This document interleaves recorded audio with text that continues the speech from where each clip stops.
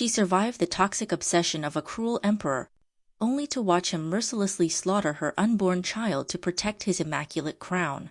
Bleeding out on the freezing palace floor, her final salvation didn't come from a noble prince, but from a faceless, lethal shadow guard willing to trade his own soul to keep her alive.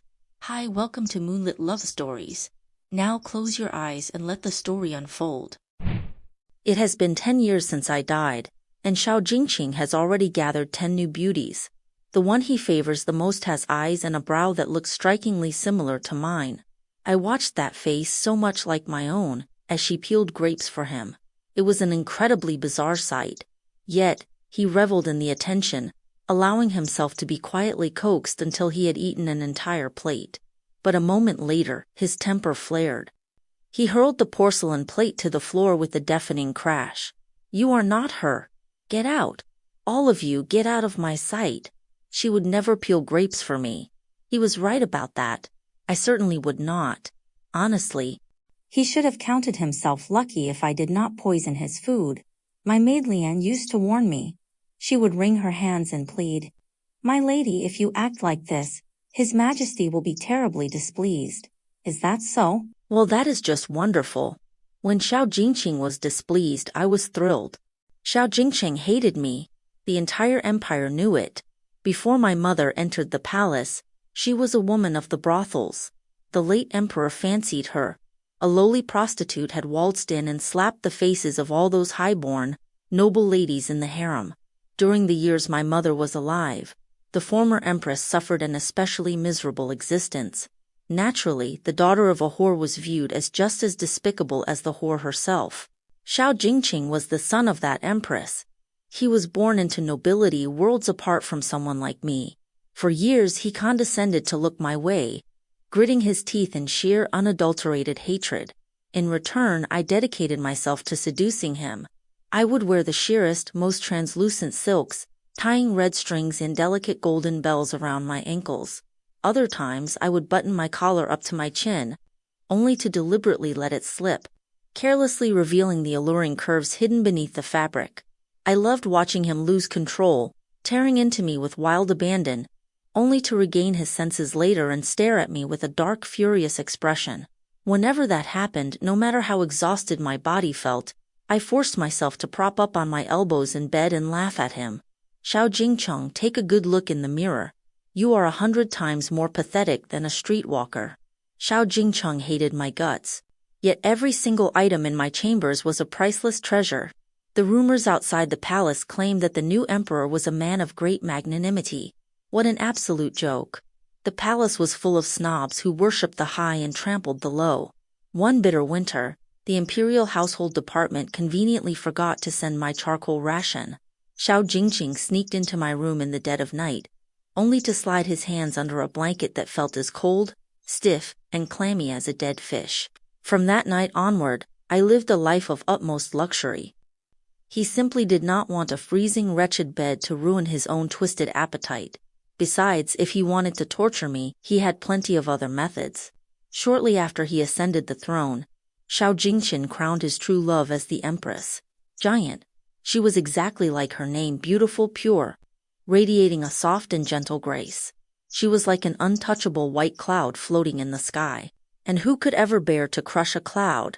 Whenever I watched Xiao Jingcheng carefully embrace her, whispering sweet nothings into her ear, I would press my fingers against the dark, painful bruises hidden beneath my sleeves and secretly sneer. The man truly had two faces. A long time ago, I actually considered taking a husband. Ji Huaiyan was the top scholar of his year. He was slightly lean, but he walked with an impossibly straight back. Even draped in wide, flowing robes, he exuded a bright, unapologetically honest youthful energy. That summer night was unbearably stifling, so I wandered over to the lotus pond to cool off. The water's edge was certainly refreshing, but the mosquitoes were absolutely relentless. I sat hugging my knees to my chest, doing my best to hide my bare feet beneath my silk skirt, and snapped off a large banana leaf to sweat at the bugs. "The path is dark and slippery. You should step away from the water's edge, Your Highness." I turned my head. There stood the young man in a deep green official's robe, a shade even darker than the leaf in my hand. The rich color made his fair skin look almost luminous in the moonlight. I raised a playful eyebrow. Do you know who I am? Princess Yongying is the jewel of the empire. Of course I recognize you. The jewel of the empire. Just listen to him. These scholars truly knew how to spin a pretty phrase. I extended a hand. Do you have a fragrant sachet on you? Give it to me. Heaven be my witness, when I asked for it, I genuinely just wanted something to ward off the mosquitoes. But his mind clearly went in a completely different direction. The tips of his ears flushed a brilliant red, and his fingers subconsciously tightened around his sleeves. I suppose I had not thought it through.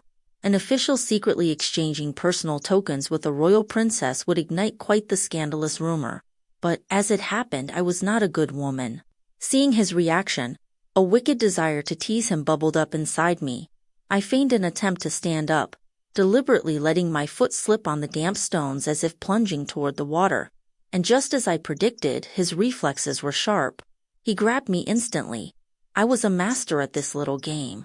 If it had been Xiao Jingcheng, I would have used the momentum to coil around him like a snake, tear off his robes, and indulge in a game of seductive resistance. But Ji Huaiyan did not give me the chance. His grip was shockingly strong. Not only did he haul me safely onto the bank in one swift motion, but he also firmly dragged me a few steps back, planting me right in the middle of the safe, dry path. The veins in his arms bulged, and his jaw was clenched tight, as though he was using every ounce of his willpower to suppress his anger. I stood there, waiting defiantly. If he dared to utter a single word of reprimand, I was fully prepared to have him punished for blatant disrespect to royalty. Yet, when he finally spoke, his tone was unbelievably gentle. You are safe now. Please do not be afraid. I froze, entirely stunned. People usually avoided me like the plague. In all my years trapped in this massive palace, no one had ever spoken to me with such tender concern. This Ji Huaiyan was different from the rest. The next time I saw him was at a grand royal banquet. The hall was a blur of clinking wine cups, melodic lutes, and breathtaking dancers swaying to the rhythm. Amidst the drunken revelry, Ji Huaiyan's eyes remained piercingly clear. He politely downed every cup of wine offered to him, but after every single swallow, his lips would press together in a barely noticeable frown. He despised alcohol, and he kept an absolute distance from women. He was such a good, upright man. I imagined that if he ever married, he would return home precisely on time every single evening, quietly sitting down to drink a warm bowl of fish soup prepared by his adoring wife. The next time Xiao Jingcheng came to my bed, I casually mentioned that I wanted to get married. The fingers eagerly unfastening my silk collar suddenly froze. To whom? He demanded. No one in particular, I replied smoothly. He seized my chin with vicious force. It felt as though he was trying to shatter my jawbone. After a tense, suffocating silence, he narrowed his eyes into dangerous slits and whispered, Very well. I hear the desolate south is in need of a lowly clerk. Tell me, Zhu Yongning, this perfect husband of yours, is he truly willing to throw away his entire future just for you? That assignment was a death sentence, no different from political exile, that I could easily abandon my royal titles and wealth. But what about Ji Huaiyan? He had bled and sweated to earn his prestigious rank. He had absolutely no reason to let me drag him into the abyss. I just offered a hollow smile and kept my mouth shut. Xiao Jingcheng let out a dark sneer, deeply satisfied by my apparent submission. He was exceptionally brutal that night. In retaliation, I sank my teeth hard into his shoulder, leaving several deep, bloody bite marks in his flesh. A few nights later, he visited my chambers again. As he leisurely sipped his hot tea, he casually dropped a bomb. I have decreed a marriage between Ji Huaiyan and Princess Jai. He feigned complete indifference, but those sharp, hawkish eyes were locked onto my face, desperate to catch even the slightest crack in my composure. I met his gaze dead on and offered a radiant smile. What a wonderful match. I shall visit the princess tomorrow to congratulate her on finding such an excellent husband. Seemingly bored by my lack of reaction, he said nothing more. He slammed the teacup onto the table, stood up, and turned to leave. I pulled my silk nightgown tighter across my chest and called out to his back. Hey, you came all the way here in the middle of the night just to tell me that. Do not tell me you are actually in love with me and cannot bear to let me go. He let out a harsh bark of laughter. Turning back to glare at me, he spat. Zhu Yongning, what kind of delusional dream are you living in? He had given me that exact same answer the last time I asked him. That was the second time I had ever asked Xiao Jingcheng if he harbored feelings for me. The very first time I was still just a little girl. I had followed my mother into the royal palace. My mother, entirely on her own, managed to turn the entire imperial harem upside down. Because of her notoriety, not a single noble child in the palace was willing to play with me. But there was one boy who bullied me more ruthlessly than anyone else. He was a tyrant who commanded the winds and the rain. Whenever he appeared, he was trailed by an army of fawning eunuchs and maids, or a massive flock of aristocratic brats. He never moved without an imposing entourage. Then one day I overheard an old nanny gossiping. She claimed that if a little boy went out of his way to relentlessly torment a little girl every single day, it almost certainly meant he had a crush on her. Oh, I thought, Xiao Jingcheng likes me. When I boldly confronted Xiao Jingcheng with this theory, he burst into hysterical laughter. Usually, when he wanted to bully me, he simply ordered his little minions to do the dirty work while he sat back and enjoyed the show. But that day, he flushed a furious, humiliated red. Cracking his knuckles, he marched right up to me and personally made sure I understood that he would rather drop dead on the spot than ever fall in love with me. Years later, when the imperial physician checked my pulse and diagnosed my pregnancy, the poor man looked like he wanted to bury his head straight through the floorboards. He trembled like a leaf, terrified that he would be murdered to keep the scandalous secret. I personally handed him a massive purse of gold to calm his nerves. I strode straight into the imperial study to find Xiao Jingcheng. On his grand desk sat a plate of delicate hibiscus pastries. God only knows which of his desperate harem beauties had baked them. They were exquisitely arranged on a bed of purple gold petals, still glistening with fake morning dew. I snatched one up without an ounce of hesitation. Xiao Jingcheng slowly lifted his eyes, giving me a sweeping icy glare. What are you doing here? He demanded coldly. I had to admit, the emperor's food was undeniably top tier. These pastries were 10 times sweeter than the rubbish served in my quarters. Taking my sweet time, I finished 2 whole pastries before casually wiping my mouth. I am just here to catch up with Qianqian's father, I drawled. Xiao Jingcheng's face remained completely blank. Who the hell is Qianqian? I ignored his question entirely. Instead, I hoisted myself up, perching casually on the corner of his sacred imperial desk. Swinging my legs back and forth, I smiled brightly. Do you like the name? I just came up with it on the way over. He froze. The hard corners of his eyes suddenly softened. For a fleeting, almost imperceptible second, I could have sworn he looked genuinely thrilled. But the mask slammed back into place instantly. Zhu Yongning, he hissed, his voice dropping an octave. Do you have any idea what you are saying? Oh, I knew perfectly well. In the past, I had daydreamed about what it would be like to fall pregnant. If my life were a romance novel, I would be resting delicately against my pillows. My adoring husband would be ecstatic, tossing gold at the physician before scooping me up and spinning me around the room in absolute joy. He would then frantically dispatch servants to fetch the finest sour plum juice in the capital just to curb my cravings. But my reality was not a romance novel. My reality was Xiao Jingcheng sitting rigidly in his throne, staring at me with eyes like ice, demanding to know if I understood the gravity of my own words. I ran out of my preventative medicine last time, I stated matter-of-factly. Say, what do you think will happen if the news leaks out? My reputation is already in the gutter. The worst they can do is slap me with another charge of corrupting the royal harem. And when the entire capital starts placing bets on who the father is, take a wild guess. Do you think anyone would ever suspect the great and noble emperor? Insolent, he roared. I think you have completely lost your mind. As Xiao Jingcheng shot up from his chair in a blind rage, I calmly raised a finger to my lips. In a petty act of revenge, I shushed him directly to his face. If I were you, your Majesty, I would keep my voice down right now, I mocked with a sweet smile. His brows knitted together in a furious tight knot. After a long agonizing silence, he finally spoke. I will make arrangements. You are leaving the palace. I blinked in genuine surprise. I fully expected him to order his guards to force a bowl of abortion-inducing poison down my throat. but then realization dawned on me. He did not have a single heir to his name yet. A dark thought crossed my mind. Wait, I narrowed my eyes. You are not planning on snatching this baby away and giving it to your precious empress to raise, are you? Xiao Jingcheng stared at me, his eyes practically dripping with absolute, unfiltered disgust. Zhu Yongying, he sneered, his voice dripping with venom. Do you honestly think you are worthy of that? And just like that, it was officially announced that Princess Yawning was leaving the capital to pray for the prosperity of the empire. It was the very first time in my entire life that I had stepped outside the palace walls.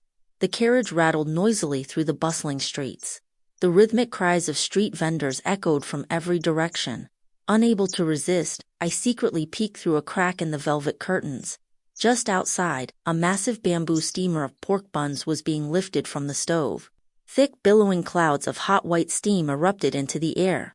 The vendor, wrapping thick cloths around his hands, hoisted the heavy steamer up with a grunt. Through the dense fog of steam, I could just barely make out a rough linen towel draped casually over his shoulder. The mouth-watering aroma of street food flooded my senses, only to be instantly whisked away as the carriage sped onward. I lost track of how many corners we turned. Gradually, the chaotic clamor of the city faded into nothingness. In the dead silence of an isolated alleyway, the only sound left was the rhythmic crunch of the carriage wheels. I heard a gruff voice call out from outside. "We have arrived." I stepped out of the carriage and stood in silence as the heavy wooden gates of the courtyard slowly groaned shut behind me. I had just been traded from one gilded cage to another. Everything had changed, yet absolutely nothing was different. This hidden estate sat at the very dead end of a labyrinthine alley. The courtyard was incredibly spacious, the atmosphere was hauntingly serene, and they had even gone so far as to erect a wooden swing under a tree. All things considered, it was the perfect, tranquil environment for a pregnant woman to hide. I was quite satisfied with the arrangement, well, except for one minor detail. The servants assigned to wait on me were all mutes. It was suffocatingly quiet. Out of sheer agonizing boredom, I took up the daily hobby of hurling porcelain teacups against the stone walls, just to hear the shattering noise. They had an endless supply of cups, no matter how many I violently smashed to pieces one day. A fresh, identical set would be placed on my table the very next morning. It felt as though I would never run out of cups to break. It felt as though I would never ever escape this invisible prison. The turning point finally arrived on the night of the first full moon. Beside the high wall of the rear courtyard stood a gnarled, crooked old tree. Under the cover of darkness, I secretly shimmied up its thick trunk, desperately hoping to peek over the wall and see if there were any neighboring houses. Clearly, I had severely overestimated the physical agility of a pregnant woman navigating a tree in the pitch black. The moment a dead branch snapped violently beneath my foot, a shriek tore from my throat. As I plummeted toward the earth, a grim realization hit me. This entire estate was populated entirely by deaf and mute elderly servants. There was absolutely zero chance anyone was going to catch me in time. I squeezed my eyes shut, praying to the heavens that I would land luckily, or that the soil below was exceptionally soft. Suddenly, a sharp gust of wind swept past me. A strong, muscular arm whipped around my waist in midair. The mysterious savior spun me gracefully through the descent, expertly absorbing the momentum of the fall, before planting us both perfectly and securely onto the solid ground. In the suffocating darkness, the only visible detail was a vibrant, fiery insignia embroidered onto his leather wrist guard, the Emperor's elite shadow guard. So it turned out that hidden within the terrifying silence of this estate, there was another living, breathing person. A wave of profound regret washed over me. If I had known an elite guard was watching me from the shadows this whole time, I would have staged a dramatic, life-threatening suicide attempt on the very first night I arrived. This little shadow guard was incredibly stingy. He was absolutely impenetrable. I tried every trick in the book to draw him out, but he stubbornly refused to show himself. If it was not the white silk noose snapping the very second I tossed it over the ceiling beam, it was the sharp scissors I aimed at my stomach being knocked away by a mysterious pebble flying out of nowhere. Left with no other options, I was forced to climb that damn tree again in the dead of night. Honestly, Widow Zhang from the neighboring village sneaking out for a midnight tryst did not work half as hard as I did. This time I climbed much higher. high enough to finally peer over the estate walls and see the narrow path outside. The tiled roofs of the surrounding courtyards were choked with overgrown weeds. The moonlight flowed like silent water over the blue stone pavement. In the far distance, an oil paper umbrella leaned haphazardly against a wall, abandoned by whoever had left it behind. There were no neighboring households out there. A sudden crushing wave of loneliness washed over me. I let go of the thick trunk, squeezed my eyes shut, and plummeted straight down. At least here there was one person who would definitely catch me.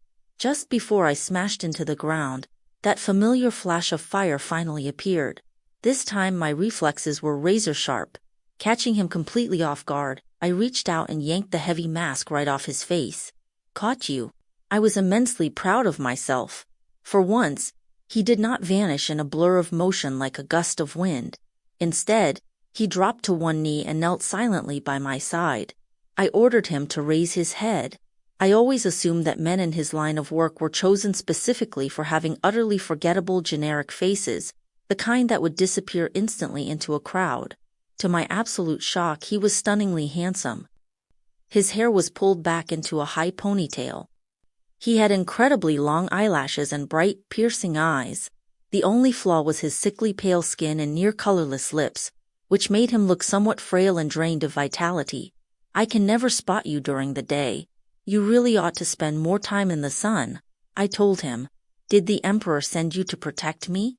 Yes. What is your name? Your subordinate is Dragon 7. I asked for your actual name, not your assigned rank among the Emperor's dogs. He gave no response. Then it hit me. Of course the Shadow Guards did not have real names. According to tradition, they were all orphans raised from birth. Men with no pasts and absolutely no attachments. Family was a weakness, and the Shadow Guards were forged to have no weaknesses. I bit my lip and tried a different approach. Since you are here to protect me, you should know that I suffer from a very peculiar illness. If I do not have someone to converse with, I get terrible heart palpitations. From now on, whenever I speak to you, you are strictly forbidden from ignoring me. He remained silent for a long moment. Then out of nowhere he spoke. Song Xiao. I was completely baffled. What? Oh, he was answering my previous question. This Shadow Guard's reaction time was pathetically slow. I could not help but burst into a fit of giggles as I tossed his mask back to him. Take me back inside. I want to go to sleep. You really are a piece of work, making me climb a tree just to get a look at you. Hearing that, his fingers paused for a fraction of a second as he tied the mask back into place. I pursed my lips, whistled a careless tune, and pretended I had not noticed. Song Xiao moved without a trace. Though I could never see him, I was acutely aware that he was always hovering nearby. Unless I initiated the conversation, he would absolutely never make a single sound. But at the very least, he now responded to everything I said. Sometimes I would ask him which hairpin looked better on me. His voice would drift down from the highest ceiling beam. The right one. Why? It is smaller, easier to conceal. I am not a thief. Why would I need to conceal it? I am going to wear the massive one just to spite you. After rummaging through my jewelry box, I selected the most extravagant, heavily jeweled dangling hairpin I owned. The pearls swaying by my temples caught the light, gleaming brilliantly.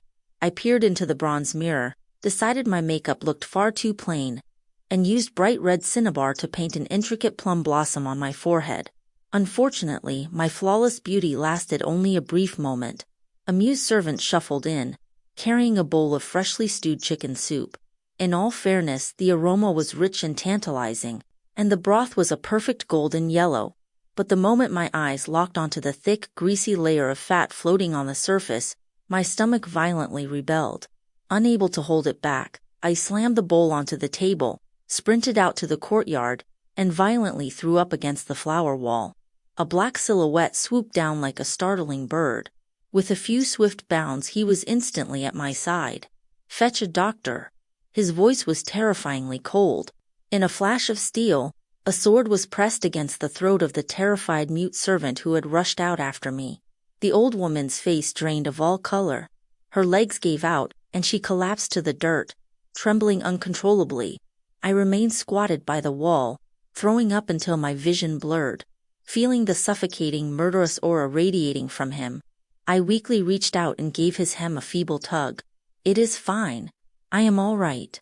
I have no idea what Song Xiao did, but a sudden rush of warmth flooded down my spine, spreading quickly through my limbs and bones. A comfortable, soothing heat enveloped my entire body. As the nausea slowly subsided, I murmured faintly, "It is just morning sickness. There is no need to panic." I instinctively averted my gaze, unable to meet his eyes.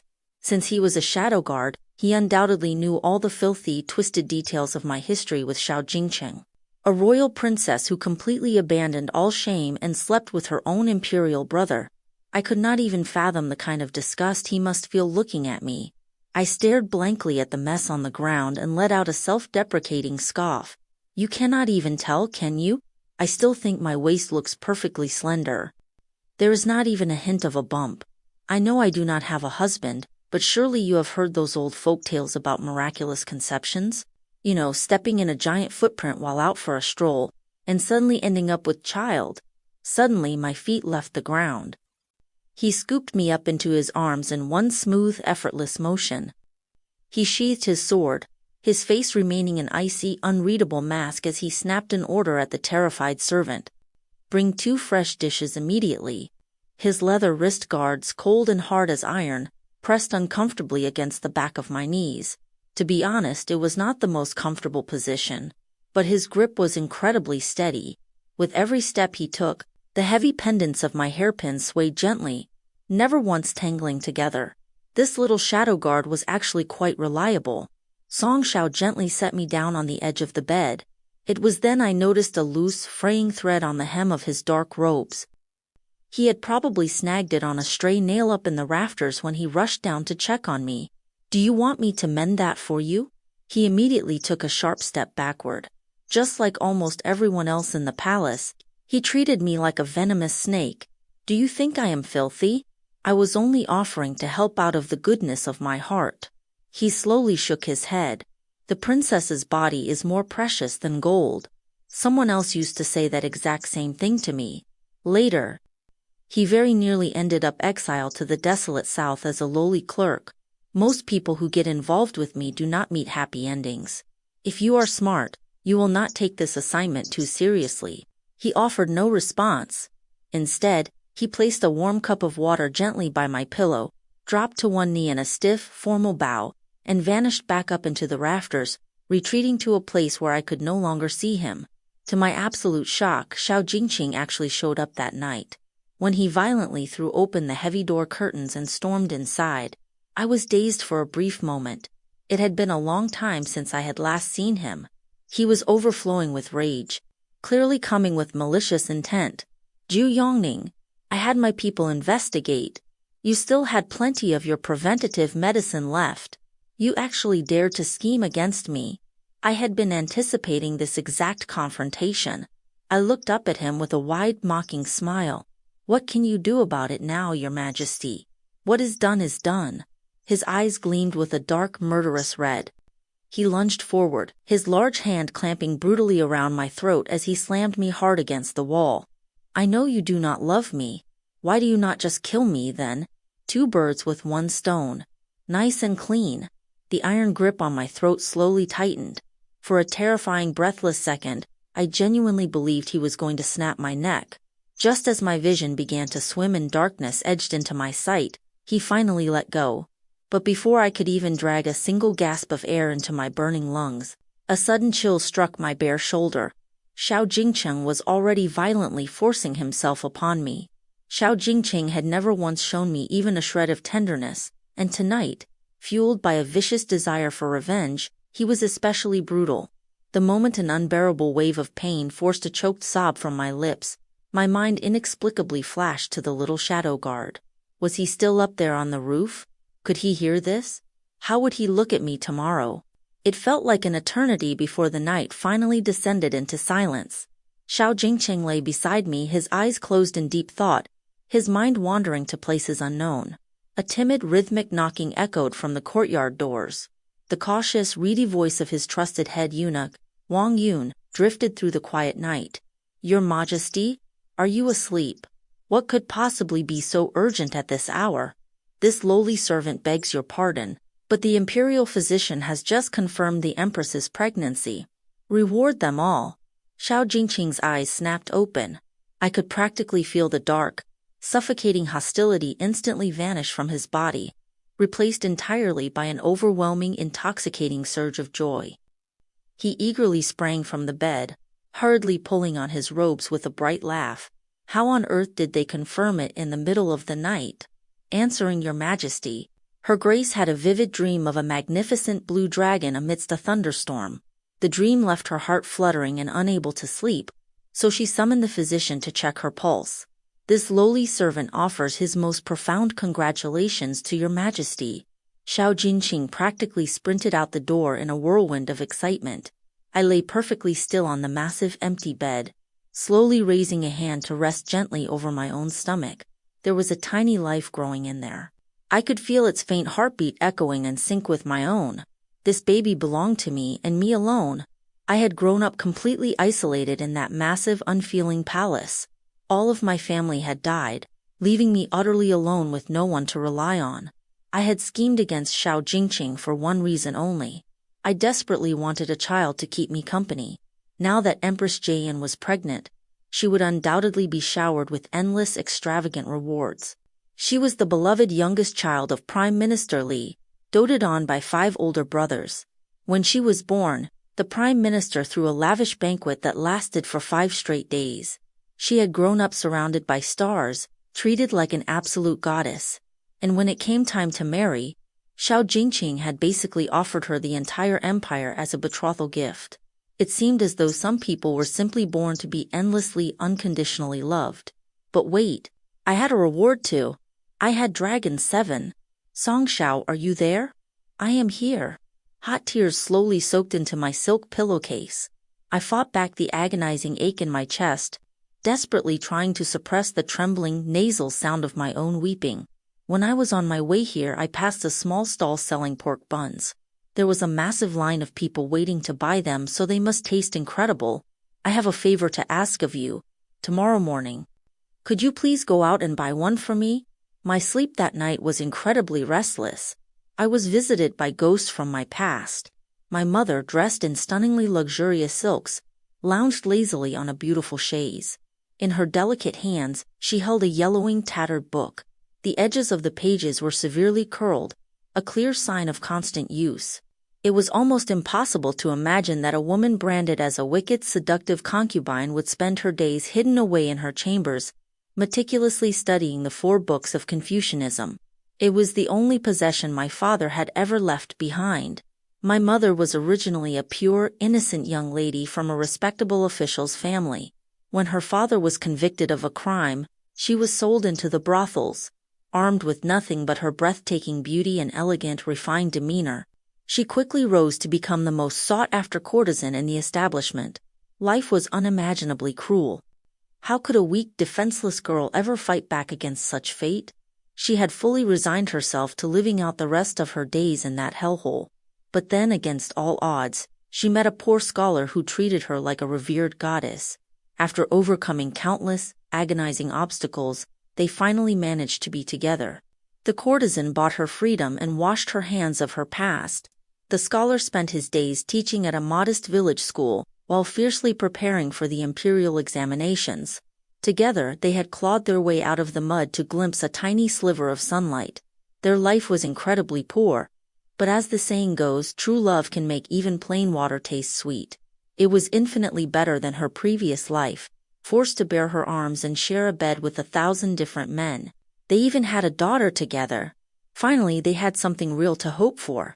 But as fate would have it, a wealthy traveling merchant happened to knock on their door one afternoon, simply asking for a humble bowl of tea. One single fleeting glance at the beautiful woman, and he was completely, irrevocably captivated. Yes, that wealthy merchant was Xiao Jingcheng's father, the late emperor, traveling through the southern provinces in disguise. No one ever saw that poor scholar again. The official story claimed he was slaughtered by a vicious band of bandits on his way to the village school. Who really knows? Bandits were always roaming the countryside, so it was hardly a surprise that a gang happened to pass through their quiet little area. 2 days later, their modest home tragically burned to the ground. When the ashes finally cooled, the authorities pulled 2 charred corpses from the wreckage, 1 adult, 1 child. It was a flawless substitution, a perfect illusion designed to deceive the entire world. And just like that, a brand new concubine mysteriously appeared in the imperial harem. I still vividly remember the day my mother knelt to accept the imperial decree. Huge, heavy tears violently smashed against the cold stone floor. She gritted her teeth so hard her jaw trembled, her voice shaking uncontrollably as she spoke. She said, "Thank you, Your Majesty, for your boundless grace. Thank you, Your Majesty, for your boundless grace, for slaughtering my husband and burning my life to the ground. As for how I managed to survive..." My mother shattered a porcelain bowl and held a jagged, bloody shard against her own flawlessly beautiful face, fiercely threatening the royal guards who had come to drag her away. She was concubinely now.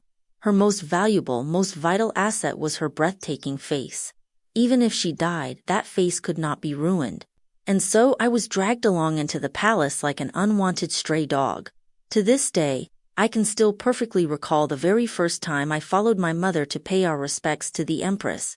All of the Emperor's gentle, virtuous, high-born concubines immediately pinched their silk handkerchiefs over their noses, acting as if they had just caught a whiff of something utterly foul and rotting. I heard she used to work in a brothel. God only knows which filthy stray man fathered that child. To think she actually had the audacity to bring a feral bastard into the palace. Does it even matter which stray man it was? The moment she saw the dragon bed, she crawled right in just the same. I bet she knows all sorts of filthy, disgusting tricks. Their venomous mockery was deliberately spoken in hushed tones, yet perfectly calibrated so that every single word pierced our ears. My mother gripped my small hand so tightly her manicured nails dug painfully into my flesh, sending waves of cold sweat breaking out across my forehead. She cast a sweeping, icy glare across the room, permanently burning the faces of those hateful women into her memory. A chilling, unyielding smile slowly spread across her lips. "The sisters are absolutely correct," she purred smoothly. "To be able to serve His Majesty with my beauty, it truly is a profound blessing for this lowly concubine." On the long walk back to our quarters, my hand was completely covered in blood. I was terrified. I weakly tugged at my mother's silk robes and whispered that I hated this place, that I wanted my daddy, that my daddy always promised to help me fly kites. My mother kept her head tilted high toward the sky. She told me that Daddy was up in heaven watching over us. I tilted my head high toward the sky too, quickly discovering that if I held that pose, the tears would not fall. Half awake and completely disoriented, I fluttered my eyes open, desperately hoping to see my father's face. Instead, my gaze locked onto a pair of gentle, startlingly bright eyes. It was the little shadow guard. For once he was not wearing that terrifying mask. He was perched casually on the ceiling beam, his head tilted to the side as he watched me. Xiao Jingcheng had not bothered to extinguish the candles when he stormed out, bathed in the warm golden glow of the flickering candlelight.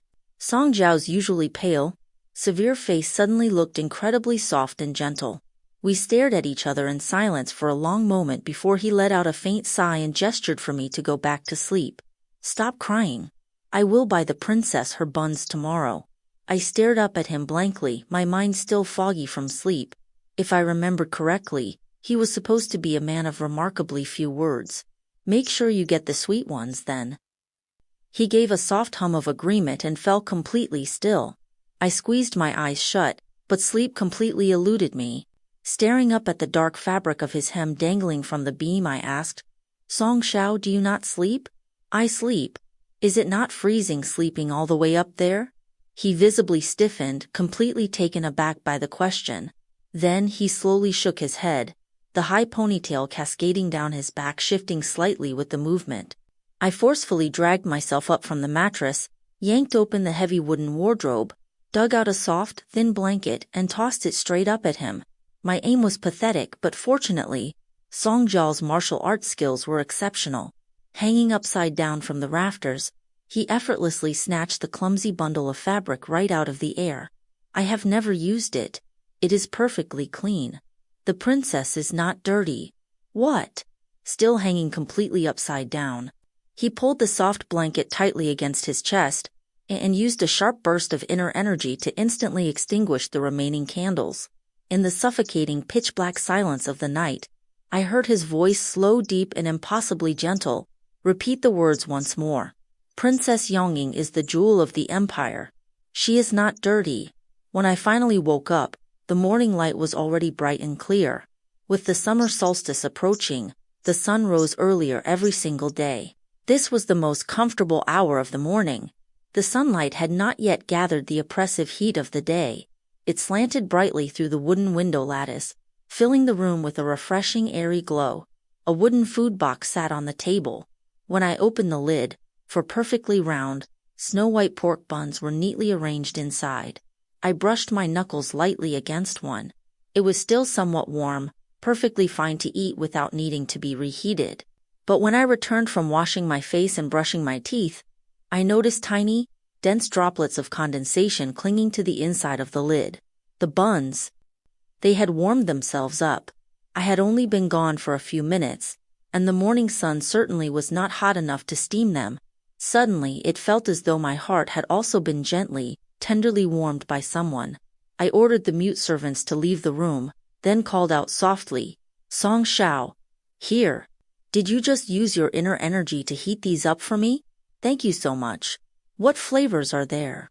"Brown sugar, red bean paste, peanut and jujube paste." I twirled a strand of hair around my finger, feigning distress. "I want to eat the red bean one, but they all look exactly the same. I really cannot tell them apart. Come here and help me pick it out." The man I had been hoping to see finally emerged from the shadows. First, a tightly laced black boot dropped silently to the floor, followed by a pair of long, straight legs. Next came the leather wrist guards branded with the blazing fire insignia, and finally, his handsome, sharp-featured face. He bent over slightly beside me, reaching out a hand to pick out the red bean bun, but I beat him to it. Taking advantage of his lowered stance, I stood on my tiptoes and without a single word of warning, shoved a bun directly into his mouth. The usually cold, aloof elite shadow guard suddenly had a pork bun jammed between his teeth. He turned his head to look at me, his long curled eyelashes fluttering slightly in pure, unadulterated confusion. "Is it sweet?" I asked, beaming up at him with a wide, radiant smile. "Let's eat together. You bought so many. There is no way I can finish them all by myself." Without waiting for his response, I plucked the bun he was originally going to hand me right out of his fingers. With a light hop, I hoisted myself up and sat comfortably on the edge of the table. Taking a small bite, the sweet, rich red bean paste flowed over my tongue. My mood instantly bubbled up with sheer joy. Swinging my legs back and forth, I poked Song Zhao's arm. "What flavor did you get?" He chewed slowly, eating with quiet, measured grace. "Brown sugar." "Wait, does that not mean you got the sweetest one?" I glared at him in mock outrage and aggressively thrust out my hand. "Give it back." The bright morning light spilled eagerly over him. Despite the cold, severe black uniform he wore, he inexplicably radiated a warm, comforting aura in that moment. He took his time finishing the very last bite before finally bowing slightly with his hands clasped together. I begged the princess's forgiveness. The little shadow guard's face remained as expressionless as ever, but there was a fleeting, unmistakable hint of amusement hidden in his voice. Since I was not actually angry to begin with, I whistled a cheerful tune. Still perched on the table, I resumed swinging my dangling legs. The sunlight stretched and shrunk the shadows on the floor. Song Zhao's shadow fell diagonally across the tiles. Whenever I kicked my leg out, our two shadows would overlap, blending together to form a darker, unified shape. Having finished his food, he turned to leave. I had been thoroughly enjoying stepping on his shadow. Suddenly losing my target, I instinctively kicked my leg out straight to try and reach it. Naturally, my center of gravity completely shifted. Like a massive, clumsy moth, I plummeted straight toward the floor.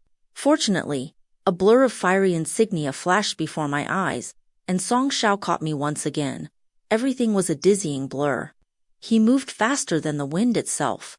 In the blink of an eye, I was caught, steadied, set on my feet, and finally deposited safely into a sturdy wooden chair. The lingering warmth of his touch remained on my lower back. I tilted my head up to look at the figure standing protectively in front of me. He was standing with his back to the sun, his large shadow casting over me and completely enveloping my own. Now I did not even need to stretch my leg to reach him. Our shadows were perfectly, entirely merged into one. Growing up, not a single imperial concubine was willing to let their children play with me. Song Xiao was the only person who would catch me when I fell. Time and time again. Oh, my little shadow guard, having you by my side is actually quite wonderful. With nothing but time on my hands, I ordered the servants to fetch some bright red silk. I wanted to sew a traditional tiger head belly band for little Chantian. My embroidery skills were mediocre at best, but thankfully I was incredibly talented at drawing. A fierce tiger was meant to ward off the 5 poisonous creatures. The little tiger I designed had a round, chubby head and was surrounded by a ring of auspicious clouds. Traditionally, auspicious clouds were paired with dragons and phoenixes, which I completely despised. I tossed and turned the design in my mind until I suddenly remembered that breathtaking, fiery insignia flashing in the darkness that night. Satisfied, I altered the design to show the little tiger rising from a blaze of roaring fire. When I first arrived at this remote, isolated courtyard, it felt like nothing more than a lavish prison. But now, with Song Xiao here to talk to me, I spent my days basking in the sun and working on my embroidery. I found myself looking forward to the scorching summer days, imagining how we could lower watermelons into the deep well to chill them. Life was incredibly peaceful, and for the first time in a long time, I actually felt a faint glimmer of hope for the future. The mute servant in charge of my daily care was a kind old woman with half-gray hair. Unlike the imperial kitchens, which always served food in tiny exquisite dishes that left you starving, her cooking was hearty and fulfilling. When she made pork rib soup, I watched her deep-fry the ribs first, lay them neatly at the bottom of the pot, cover them with a layer of minced ginger, garlic, and scallions, and right before it was done, toss in fresh golden kernels of corn. She would let it simmer slowly under the lid until the mouth-watering aroma filled the entire courtyard. Sometimes I thought about learning how to cook it myself, but she would firmly wave her hands, gesturing to tell me, "The princess does not need to learn. If I did not learn, what would I do when I wanted to eat it in the future?" She gestured again. "Whenever you want to eat it, just come here. I will make it for you." The old nanny probably had no idea how impossibly difficult it was to leave the imperial palace. The deep, foreboding halls of the palace were overflowing with the rotting bones of forgotten beauties. It was highly likely that I would never ever be allowed to step outside those walls again for the rest of my life. Later that evening, she stewed a rich old duck in vermicelli soup, specifically adding dried sour papaya to the broth. It was savory, rich, and incredibly refreshing, perfectly catering to my pregnancy cravings. I drank the entire bowl down to the very last drop and happily asked her for another. The nanny cleared away the empty bowls and made a series of rapid hand gestures. I assumed she meant there was no soup left. Perhaps my eyes were playing tricks on me, but I could have sworn her eyes looked suspiciously red and puffy that evening. Then again, she was an old woman. Did not all elderly people get watery eyes? My memories of that day are incredibly chaotic and fragmented. About 15 minutes, or perhaps 30 minutes later, a sharp, agonizing wave of pain tore through my lower abdomen. It felt as though a massive, heavy boulder was crushing my insides, dragging me violently downward. "Song Xiao," I called out, my voice thick and raspy, but no one answered. The pain hit me with terrifying, overwhelming speed. Cold sweat instantly soaked through the back of my robes. My legs quickly gave out beneath me, and I collapsed, knocking over the burning incense burner on the table. The hot ash spilled directly onto the back of my hand, leaving a blistering red burn, but compared to the sheer agony tearing through my stomach, it felt like absolutely nothing. It felt as though a massive invisible hand was violently twisting and turning my insides. I blindly reached down, my trembling fingers brushing against the dark, sticky blood soaking through my silk skirt. The pain was so excruciating I could no longer form words. My entire body felt like a block of solid ice. The only source of warmth was the horrifying, continuous gush of scalding blood pooling beneath me. As the bronze incense burner hit the stone floor with a sharp clang, the memory of the old nanny's frantic hand gestures and tear-filled eyes suddenly flashed through my mind. When she waved her hands at me, she was not saying "there is no more." She was desperately trying to warn me. Do not drink anymore. I could not fathom how a single human body could possibly bleed so much. Lying completely paralyzed on the freezing blue stone floor, my hazy mind desperately clung to the thought of that brilliant, fiery insignia. My little shadow guard. Where did you go? You did not catch me this time. Every agonizing second of that excruciating pain felt like an eternity. I have no idea how much time passed before someone violently smashed through the wooden window lattice and scooped my limp body off the floor. Song Xia was a master martial artist of the highest caliber. It was the very first time I had ever heard him gasping for air. His heart was hammering so violently it sounded like rolling thunder against my ear. I weakly clutched at his dark lapels with all my remaining strength, desperately wanting to ask him where he had gone. Why was he sweating even more profusely than I was? Why did he not hear me when I screamed his name? But the pain crashed over me in monstrous, suffocating waves, drowning out my thoughts entirely. I had endured the agony alone for so long. Now that he was finally here, the crushing terror in my chest instantly evaporated. I looked up at him and whispered, "Song Xiao, it hurts so much. Am I going to die?" He said I would not. His arms were wrapped around me so tightly, and he was shaking uncontrollably. Once the pain pushed past the absolute limit of human endurance, it gave way to a strange, hollow numbness. I felt as though my soul had been violently split into two halves. One half was lost in a delirious, agonizing haze, while the other remained eerily, sharply lucid. I even found myself having the absurd thought that, since he was running so frantically, the delicate pearl pendants on my hairpin were definitely going to end up tangled into a massive knot. But it did not matter. Song Xiao was in just as much of a miserable state as I was. Everywhere my trembling hands touched his clothes, the fabric was soaking wet. I could not tell if it was drenched in his sweat or my blood. We sprinted madly across the rooftops of the capital. So this is what it feels like to fly over the eaves and run along the walls. So this is what the outside world actually looks like. The sky was completely free from the suffocating, imposing roofs of the empty palace halls. The vast expanse of stars stretched on forever, and the crescent moon hung like a delicate silver hook in the sky. It was breathtakingly beautiful. But why, out of all the moments in my life, did I finally get to see it under these horrifying circumstances? Who can tell me why it had to be like this? When I finally regained consciousness, my head was resting on a luxurious gold-threaded pillow, and my body was tucked beneath heavy, exquisitely embroidered silk quilts. The thick bed curtains hung low around me, and a delicate string of wind chimes swayed gently from the brass hooks. I was back in the imperial palace. The agonizing pain had completely vanished. It felt as if everything that had happened the night before was nothing more than a horrifying, twisted nightmare. My body was completely drained of strength. With monumental effort, I weakly slid my hand down to my lower abdomen. It was perfectly flat, completely unchanged from how it had always been. It had always been flat. I had not even reached the months where it would begin to show. But deep down, I knew something fundamental had been irreversibly altered. My little champion, I could no longer feel it. It was gone. A crushing, suffocating wave of grief washed over me. Yet, for some inexplicable reason, I could not shed a single tear. I even let out a dry, hollow laugh. I should have known from the very beginning that this would be the outcome. Xiao Jingcheng would never, ever allow me to bear a child. Even if I had miraculously managed to give birth, he would never have allowed me to raise it. I had wildly overestimated my own capabilities. I had brought this entirely upon myself. I knew there were tigers on the mountain, yet I still foolishly marched straight into their den. A dark, imposing silhouette shifted against the sheer fabric of the bed curtains. The drapes were violently thrown open, revealing a face I utterly despised.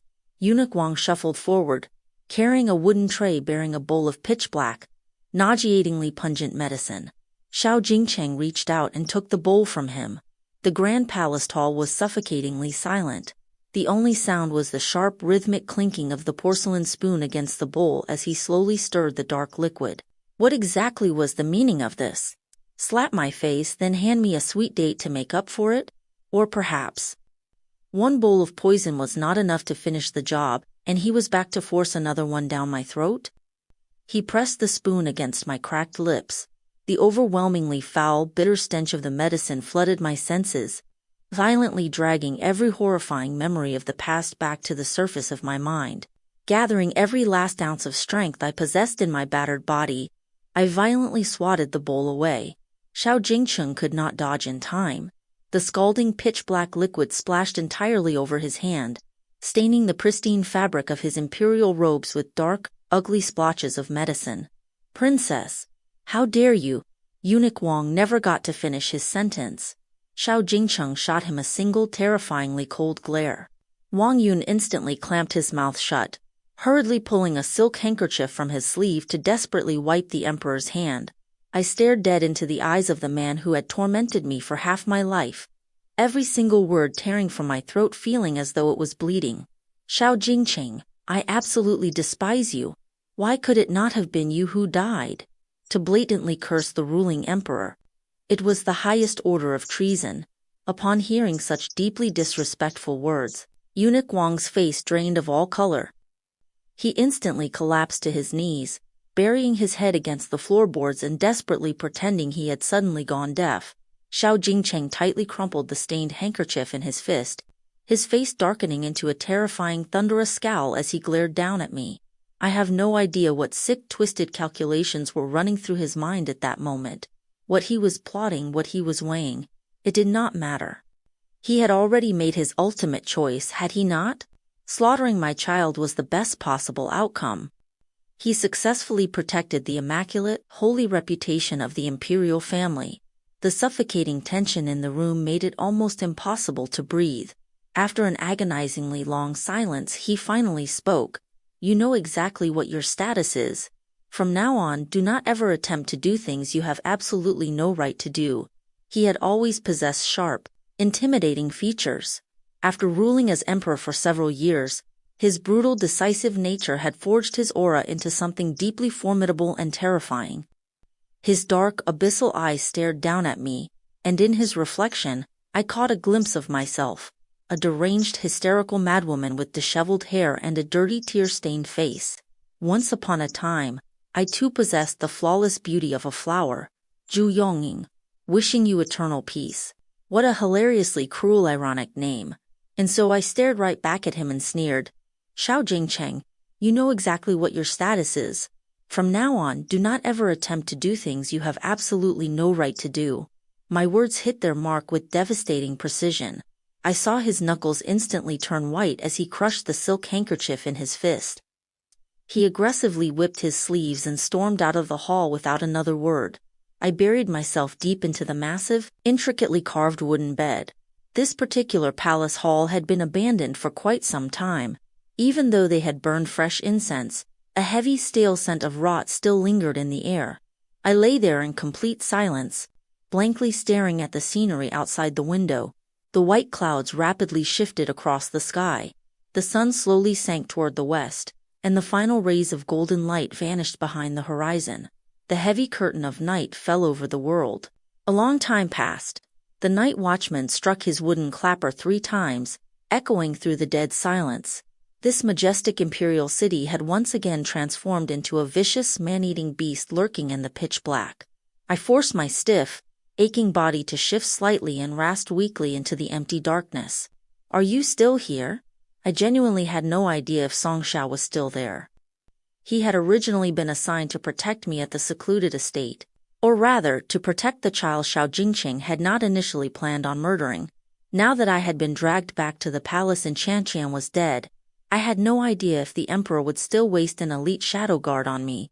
Fortunately, the wind chimes jingled softly, and I heard that deeply familiar voice.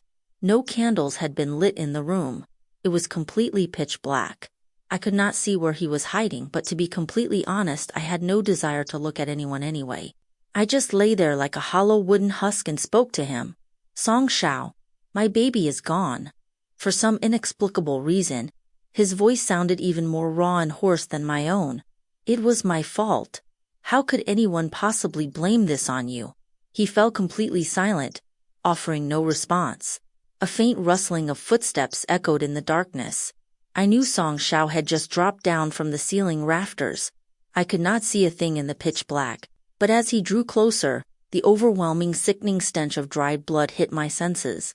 He was probably still wearing the exact same clothes from last night. He stopped precisely 3 steps away from my bed. Reaching out, he handed me an object. It was the bright red silk belly band, still entirely unfinished. The outline of the little tiger stepping on flames was faintly traced onto the fabric. The tiger's whiskers had been incredibly difficult to embroider. I had ripped the threads out and started over countless times, only managing to finish 2 tiny whiskers before tragedy struck. But it did not matter anymore. I would never have any use for it again.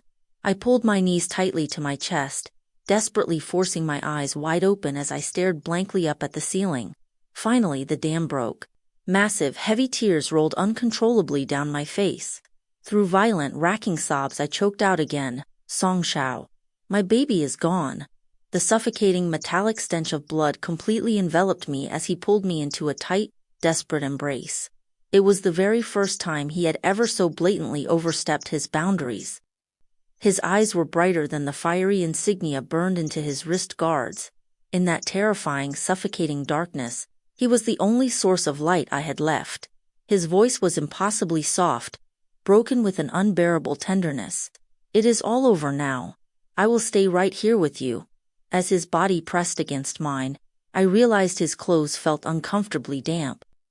He gently pulled away, stepping back to maintain a respectful distance, and offered a soft, strained laugh.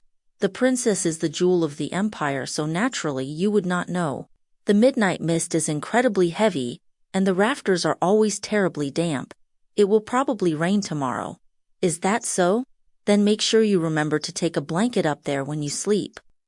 He gave a small nod and softly murmured, "I will." After surviving that horrific ordeal, my vitality was completely shattered. I used a lingering cough as a convenient excuse to lock myself away in my palace quarters, refusing to step foot outside. In the very beginning, I would lie awake for entire nights on end. I had no idea what Song Jiao's sleeping schedule was like. But whenever I called out for him, he responded instantly.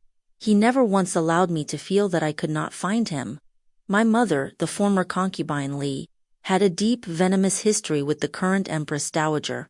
One day, God only knows what kind of deranged fit that old witch was having, but she suddenly decreed that I was to be sent off to marry into some notoriously remote, impoverished nomadic tribe. Princess. Song Xiao possessed incredibly sharp instincts. He immediately sensed the dark direction my story was taking and tried to intervene, yet he was bound by his lowly status. I raised a hand, gesturing for him not to worry. I wanted to speak. I wanted to tell you everything, my little shadow guard. Through every word she spoke, that old witch made it perfectly clear that for a princess like me, a princess who tainted the pure, noble bloodline of the royal family, to actually be of some use to the empire was a profound, unimaginable blessing. Her logic was absolutely flawless. And so that very same night, I meticulously plotted and crawled right into her precious son's dragon bed. I thoroughly and completely tainted the royal bloodline once and for all. Did they not all say I was filthy? Fine. I decided to show them exactly how filthy I could be.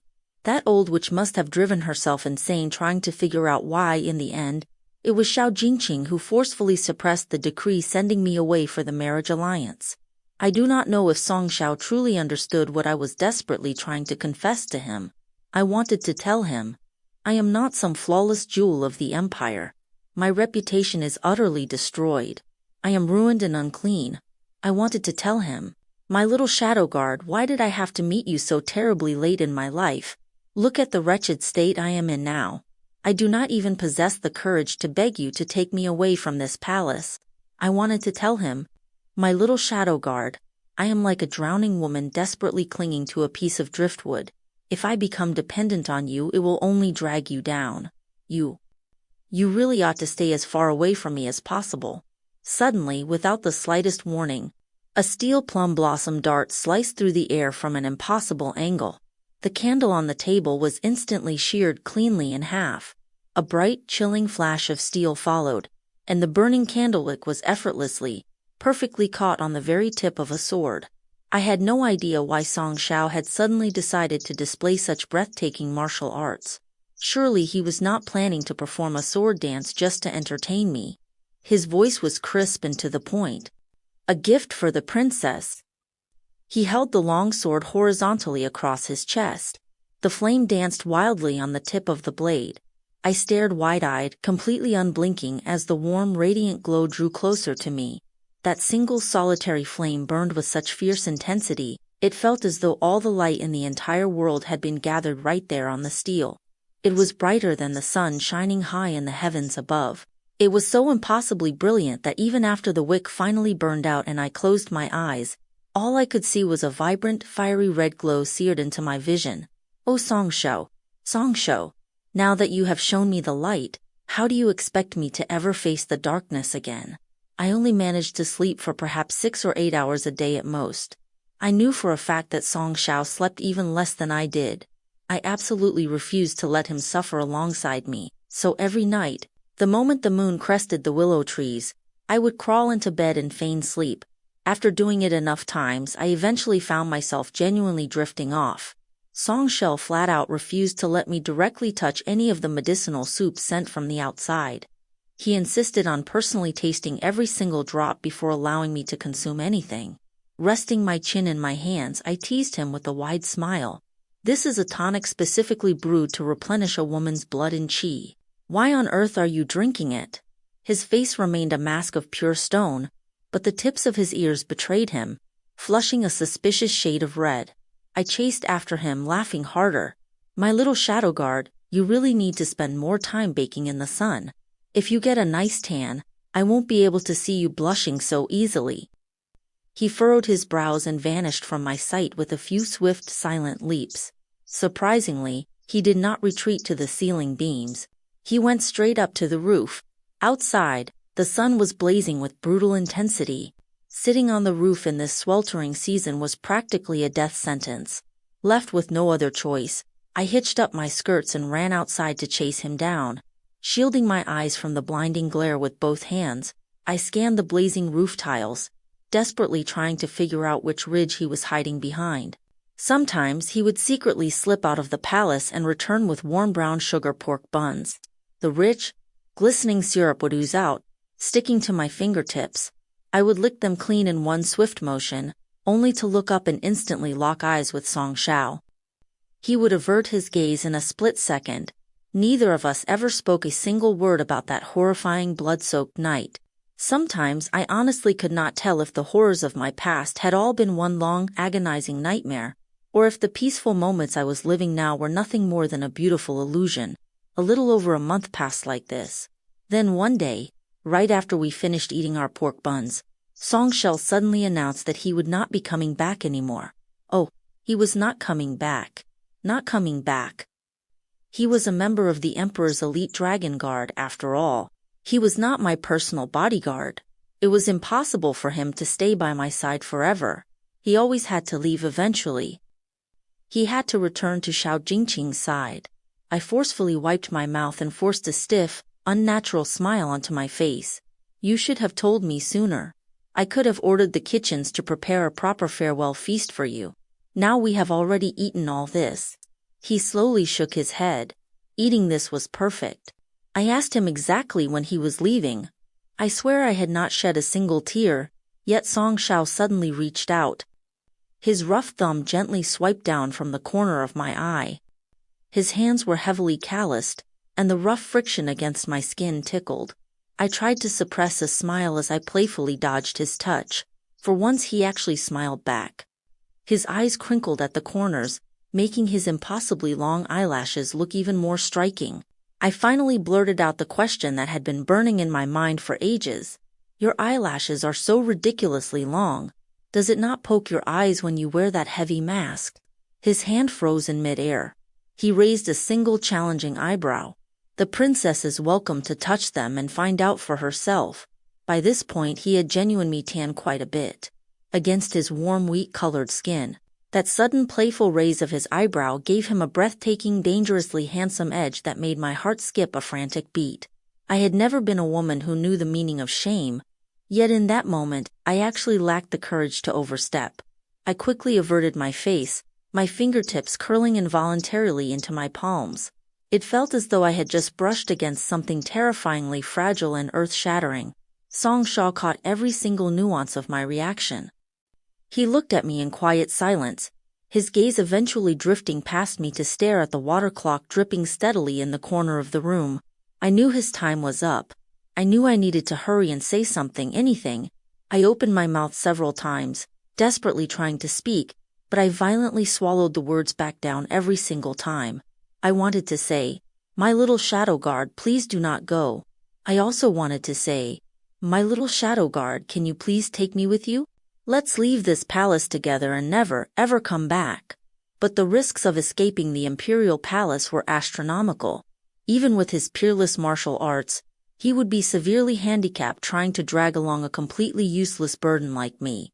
How could I possibly ask him to gamble his own life just to keep me safe? While I was drowning in my own agonizing hesitation, Song Xiao had already seamlessly fastened his mask back onto his face. Now I could no longer see a single trace of emotion in his eyes. The only thing I heard was his steady voice. "I left something under the princess's pillow. Would you like to go take a look?" Following his instructions, I rushed over and threw back my silk pillow. Resting underneath was a stunningly extravagant hairpin. The design was wonderfully exaggerated, dripping with heavy gilded pearl pendants. One single glance told me it was exactly the kind of obnoxious, flashy jewelry I adored the most. My heart swelling with absolute delight, I excitedly pinned the heavy step-shake hairpin into my hair. As I sat before the bronze mirror touching up my makeup, I asked brightly, "Does it look good?" No one answered. The grand palace hall was suffocatingly empty.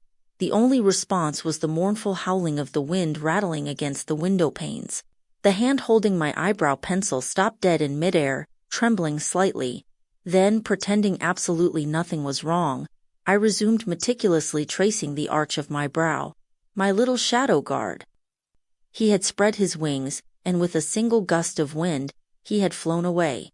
Even without Song Xiao, life had to go on. I carefully, meticulously stored that extravagant hairpin away in my jewelry box. I would just have to force myself to keep surviving the exact same way I always had before he arrived. Deep down, I knew he was almost certainly back on duty, guarding Xiao Jingcheng from the shadows. If I just casually strolled over to see Xiao Jingcheng, there was a 90% chance Song Xiao would be watching from the rafters. But I never went, not even once.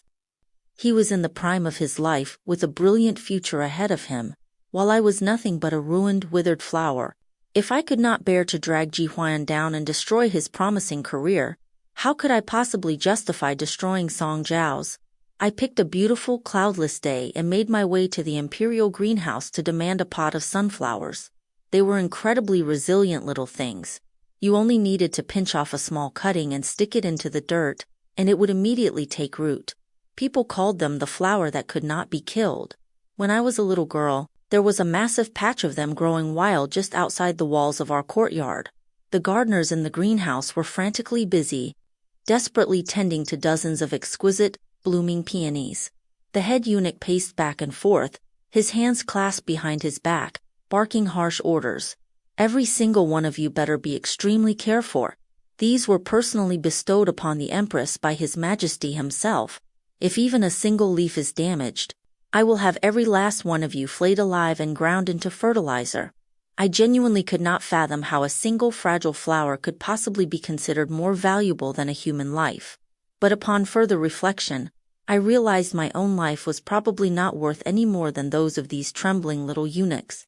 Only the lives of those who wielded absolute power were actually considered lives. In the depths of this imperial palace, it had always been that way. It was the season of heavy rains and scorching sun. The little sunflower I brought back to my quarters thrived beautifully. Even without much care, it burst into a vibrant, dazzling sea of red blooms within just a few short days. On the night of the 15th, a massive, violent thunderstorm rolled through the capital. I was violently jolted awake by a deafening crash of thunder. Outside my window, jagged bolts of lightning endlessly tore through the pitch-black sky, thrashing like massive, enraged dragons. My mind instantly flashed back to something Song Xiao had once told me. The midnight mist is incredibly heavy, and the rafters are always terribly damp. With the rain violently pouring down like a waterfall tonight, where on earth was Song Xiao hiding? Was he freezing? Since sleep was completely out of the question anyway, I dragged a heavy wooden table and a chair into the center of the room. Standing on the chair, I stood on my tiptoes and blindly reached up, carefully running my hands along the massive wooden ceiling beams. The wood was freezing cold to the touch, but it was a dry, solid cold. There was absolutely not a single trace of dampness. Breathing a tiny sigh of relief, I crawled back under my warm silk quilts. Yet sleep still eluded me. Something felt horribly, terribly wrong. The rain battered violently against the roof, the thunder roared, and blinding flashes of lightning violently pierced through the dark storm clouds. I pushed the wooden window frame open just a crack to let in some fresh air. Instantly heavy, driving rain flashed into the room.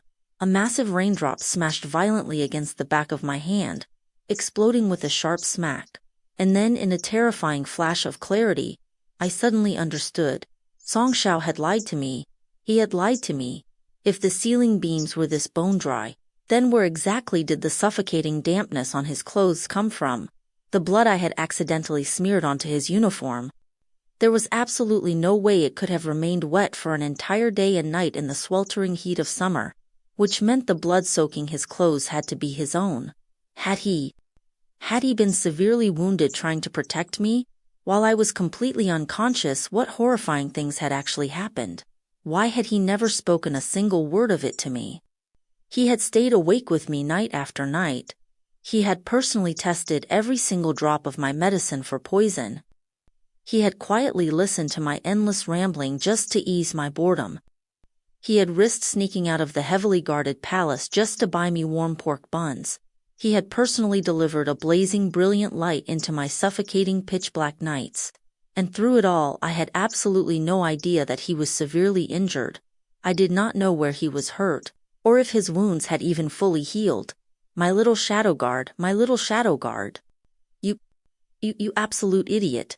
A few days later, the palace hosted a grand, lavish banquet to celebrate the Empress Dowager's birthday.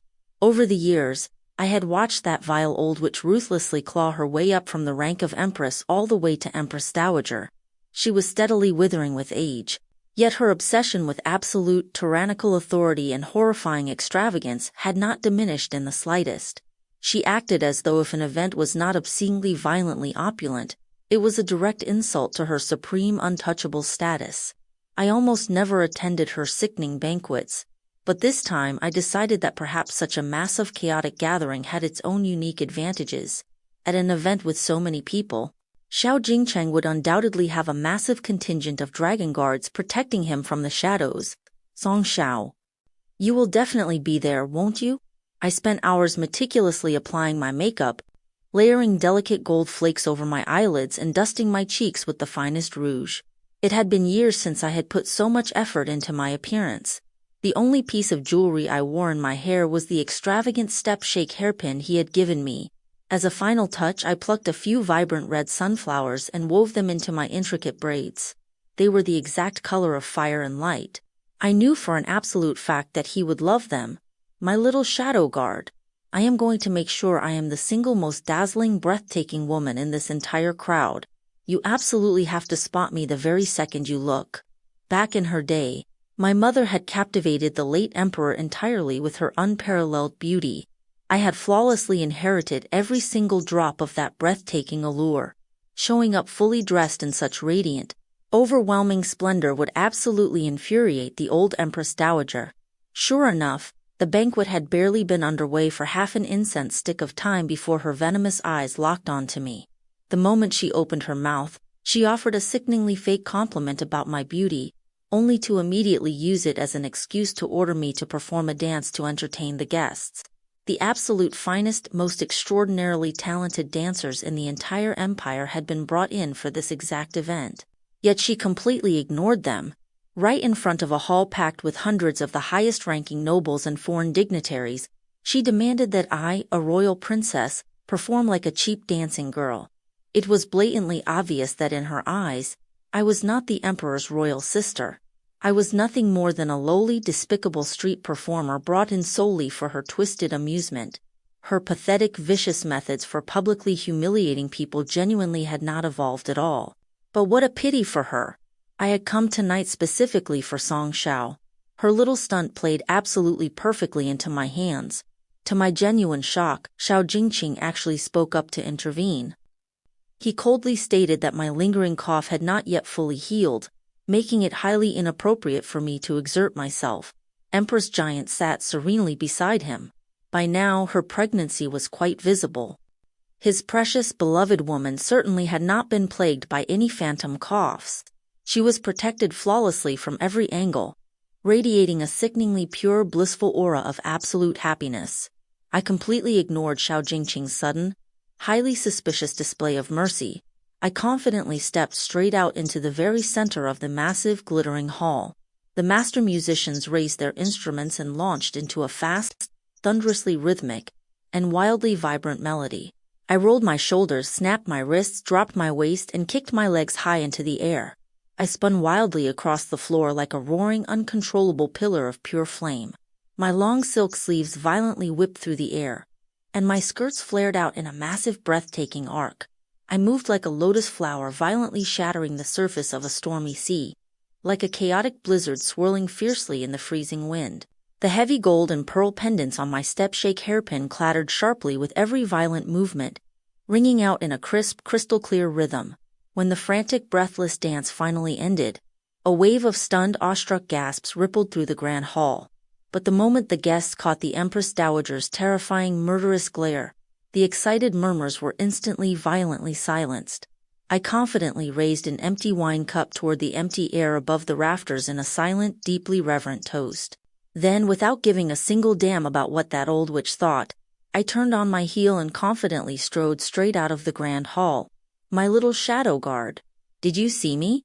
That dance was specifically, entirely for you. Thank you so much. To have been protected and accompanied by you. It is the greatest, most profound blessing Yu Yongning has ever experienced in her entire life. The lively celebration of the birthday banquet only served to make the profound isolation of Changle Palace feel that much colder and emptier.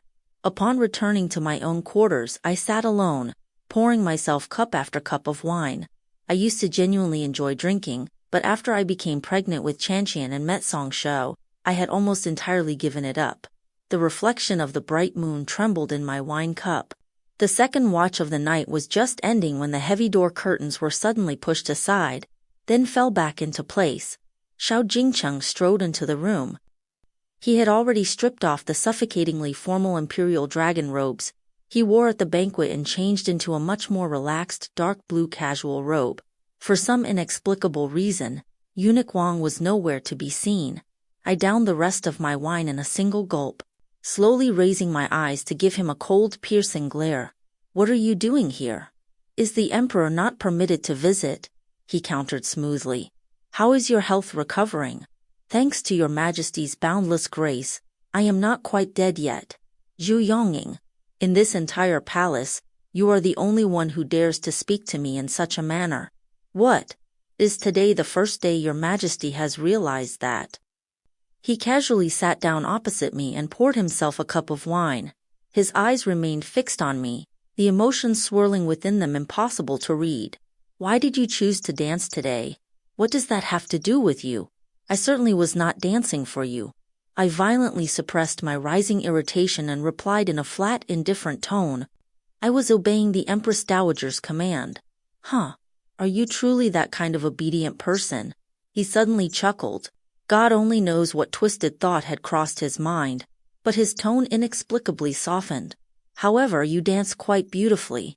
This step-shake hairpin, I do not recall ever seeing you wear it before. As he spoke, he reached across the table, his fingers aiming directly for the heavy hairpin in my hair. I instinctively shielded it with my hand, violently shooting up from my chair. Xiao Jingcheng, I snapped, my voice freezing cold. Remember your status. Do not forget the exact words you spoke to me in this very room. I suggest your Majesty returns to your own quarters immediately, lest you slip on the dark paths and accidentally walk through the wrong door. Xiao Jingcheng's hand grasped nothing but empty air. He slowly closed his fingers into a fist, his expression turning unreadably dark.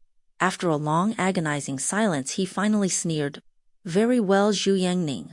Conversations with Xiao Jingcheng were always exactly like this. Even half a sentence felt like a suffocating burden. I roughly bypassed him, forcefully yanked the door open and said coldly, "I am exhausted. Please leave, Your Majesty." Instead of leaving, Xiao Jingcheng reached out with one hand and violently slammed the door shut with a deafening crack. With his other hand, he seized my wrist and forcefully dragged me back toward the inner bedchamber. His grip was terrifyingly strong. I fought back like a cornered animal, kicking him viciously wherever I could reach. I managed to violently wrench my arm free and instantly raised my hand to slap him, but before my palm could even connect, he caught my wrist midair. His fingers clamped down like iron bands. It felt as though the bones in my wrist were about to snap. He stared down at me as I desperately struggled, a dark, heavy wave of raw desire flashing through his eyes. "You were the one who shamelessly crawled into my dragon bed begging for protection in the beginning, and now you are the one desperately trying to play the untouchable, virtuous maiden. Zhu Yongning, exactly what kind of fool do you take me for?" Xiao Jingcheng violently twisted both of my wrists together behind my back. My silk collar was roughly torn open, and my meticulously styled hair tumbled down in an absolute mess. The heavy, extravagant step-shake hairpin lost its precarious grip. It wobbled frantically in my collapsing bun for a few seconds before plummeting straight toward the floor, a beautiful gleaming flash of gold, plummeting like a dying phoenix.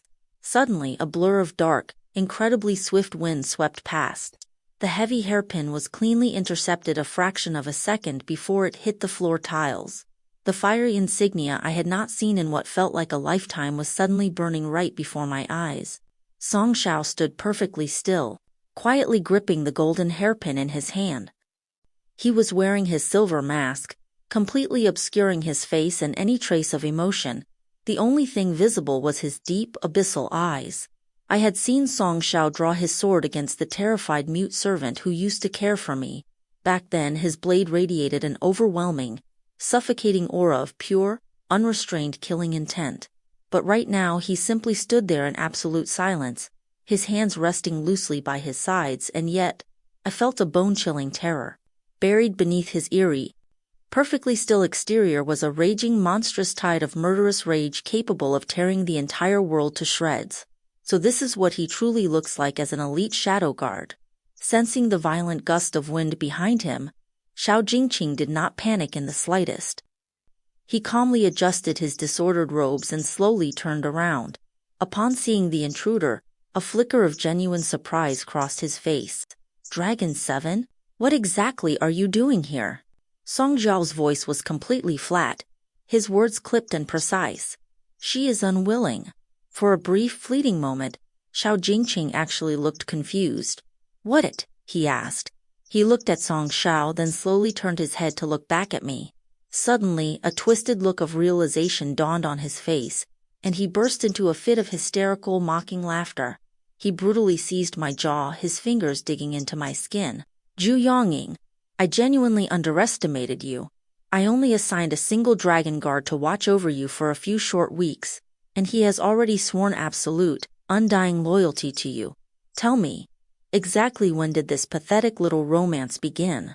Seeing Song Xiao suddenly appear in this room filled me with overwhelming humiliation, yet at the same time a profound, undeniable sense of deeply touching gratitude. But more than anything else, I was consumed by sheer, unadulterated terror. How could he possibly? Does he have a death wish?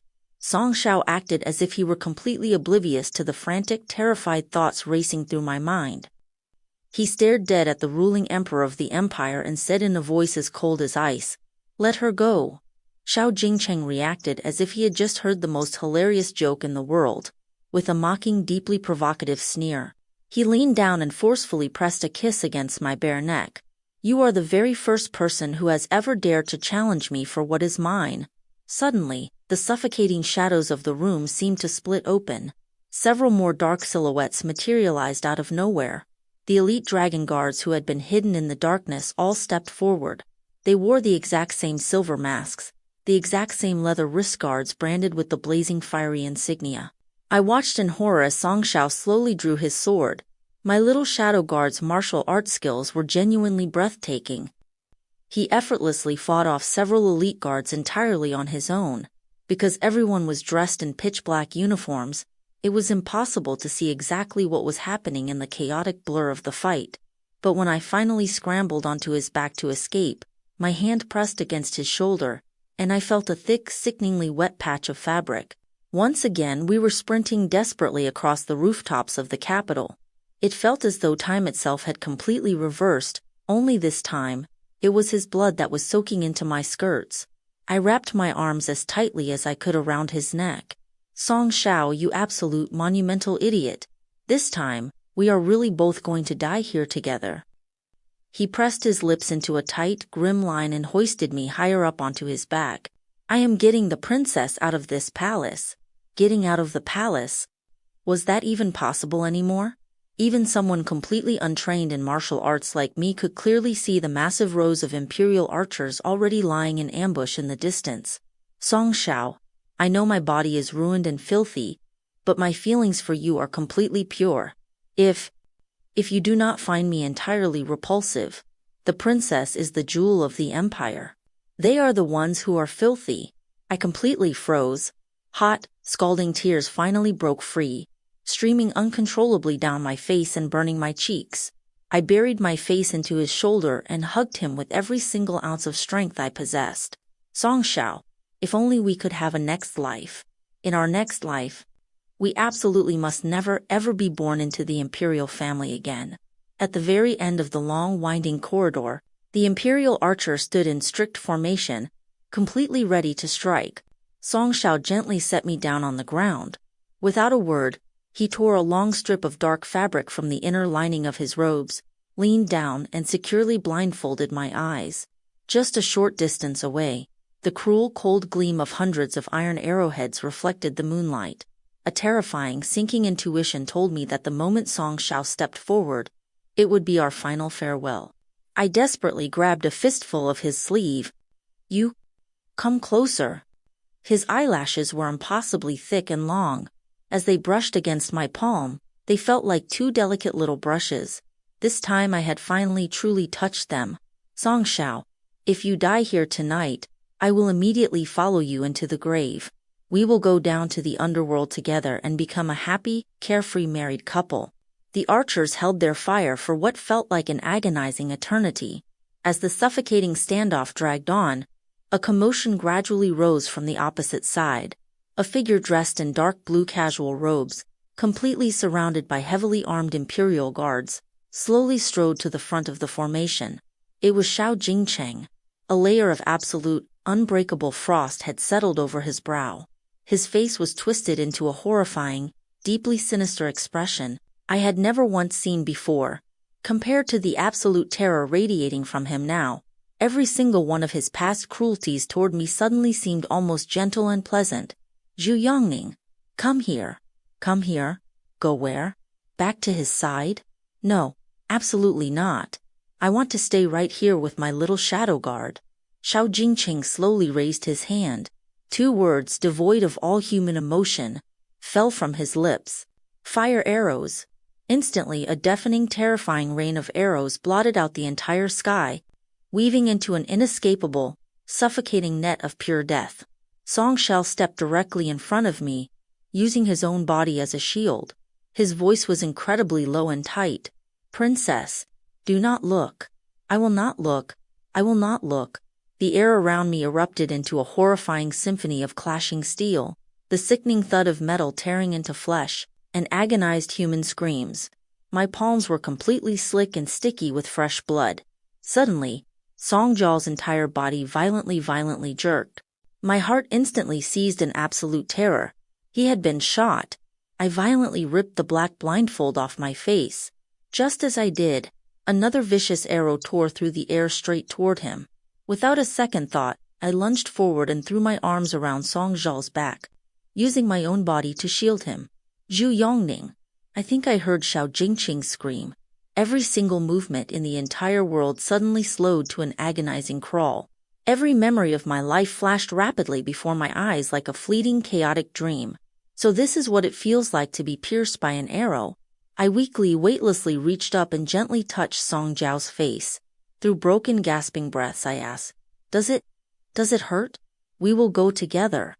I have absolutely no idea how many days had passed by the time I finally regained consciousness. All I knew was that I had somehow been dragged back to that exact same secluded estate on the outskirts of the capital. I frantically, hysterically screamed at every single person I saw, demanding to know where Song Xiao was, but not a single one of them could speak. A young maid timidly walked into the room, carrying a bowl of steaming medicine. "Lady Jingcheng, it is time for your medicine." I stared at her in absolute disbelief, my voice dropping to a hollow whisper. "What? What did you just call me?" It turned out that Princess Yonging was dead. On the night of the Empress Dowager's birthday banquet, assassins had infiltrated the imperial palace. Princess Yonging had heroically sacrificed her own life to protect the emperor from the attackers. I was dead, but I was clearly still breathing. Why had I suddenly been stripped of my title and rebranded as Lady Jingcheng? I had absolutely no idea what twisted schemes had unfolded while I was unconscious, and frankly, I could not care less about my ridiculous new title. I violently grabbed the terrified young maid's arm and demanded, "What about Song Xiao? I mean, Dragon 7. My grip was painful and she winced, her face pale with sheer terror. I heard several of the dragon guards were killed, and some of the imperial guards died too. This lowly servant only heard rumors. What the hell did several were killed mean? Then tell me. My little shadow guard, is he dead or alive? Every single meal I ate was served in dull wooden bowls. Every last one of my hairpins had been confiscated. Absolutely anything and everything that could possibly be used as a weapon to harm someone had been thoroughly stripped from my room. I was completely, inescapably imprisoned by Xiao Jingcheng in this suffocating little courtyard. The only person allowed to accompany me was this young maid named Lian. My wounds had been meticulously treated and bandaged. A thick, heavy layer of white gauze was tightly wrapped around my back, and every single breath I took sent a sharp, agonizing stab of pain shooting through my chest. Despite the agony, I absolutely insisted on getting out of bed. Lian, completely unable to stop me, had no choice but to awkwardly support my weight as I stumbled toward the door. Heavily armed imperial guards with drawn swords stood completely blocking the main entrance. Their strict absolute orders were to never, under any circumstances, allow me to leave. No matter how wildly I screamed or what I threatened to do, they remained as motionless as stone statues. Finally, pushed past the brink of madness, I threatened to violently end my own life right then and there. One of the guards finally slowly turned his head to look at me.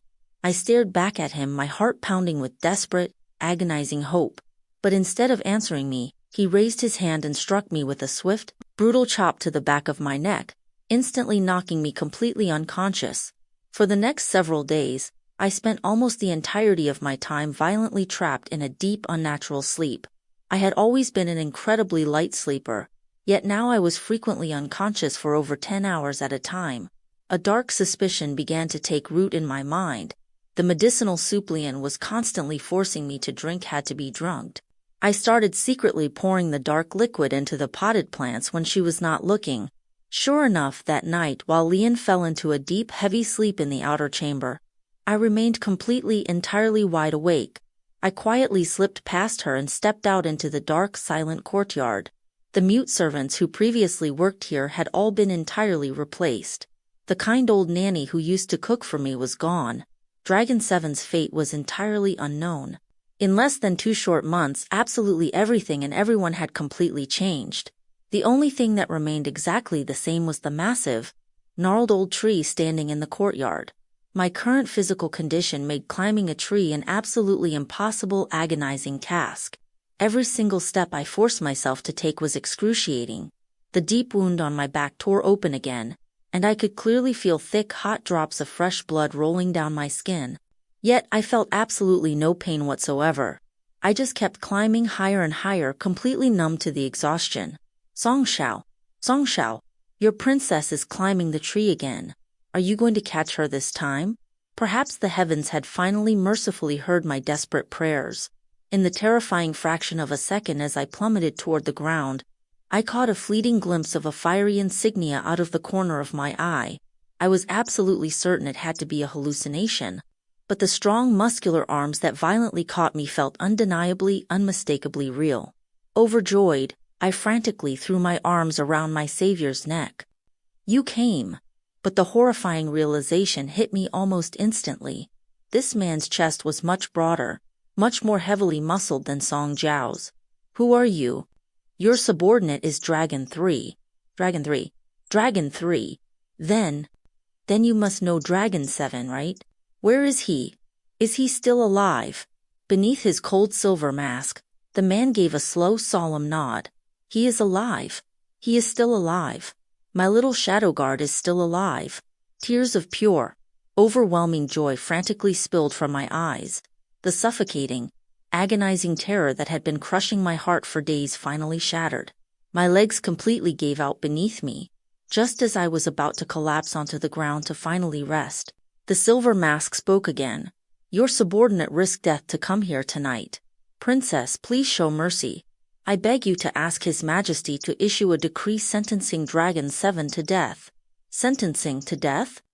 What exactly does sentencing to death mean? What the hell do you mean? Ask His Majesty to issue a decree sentencing him to death.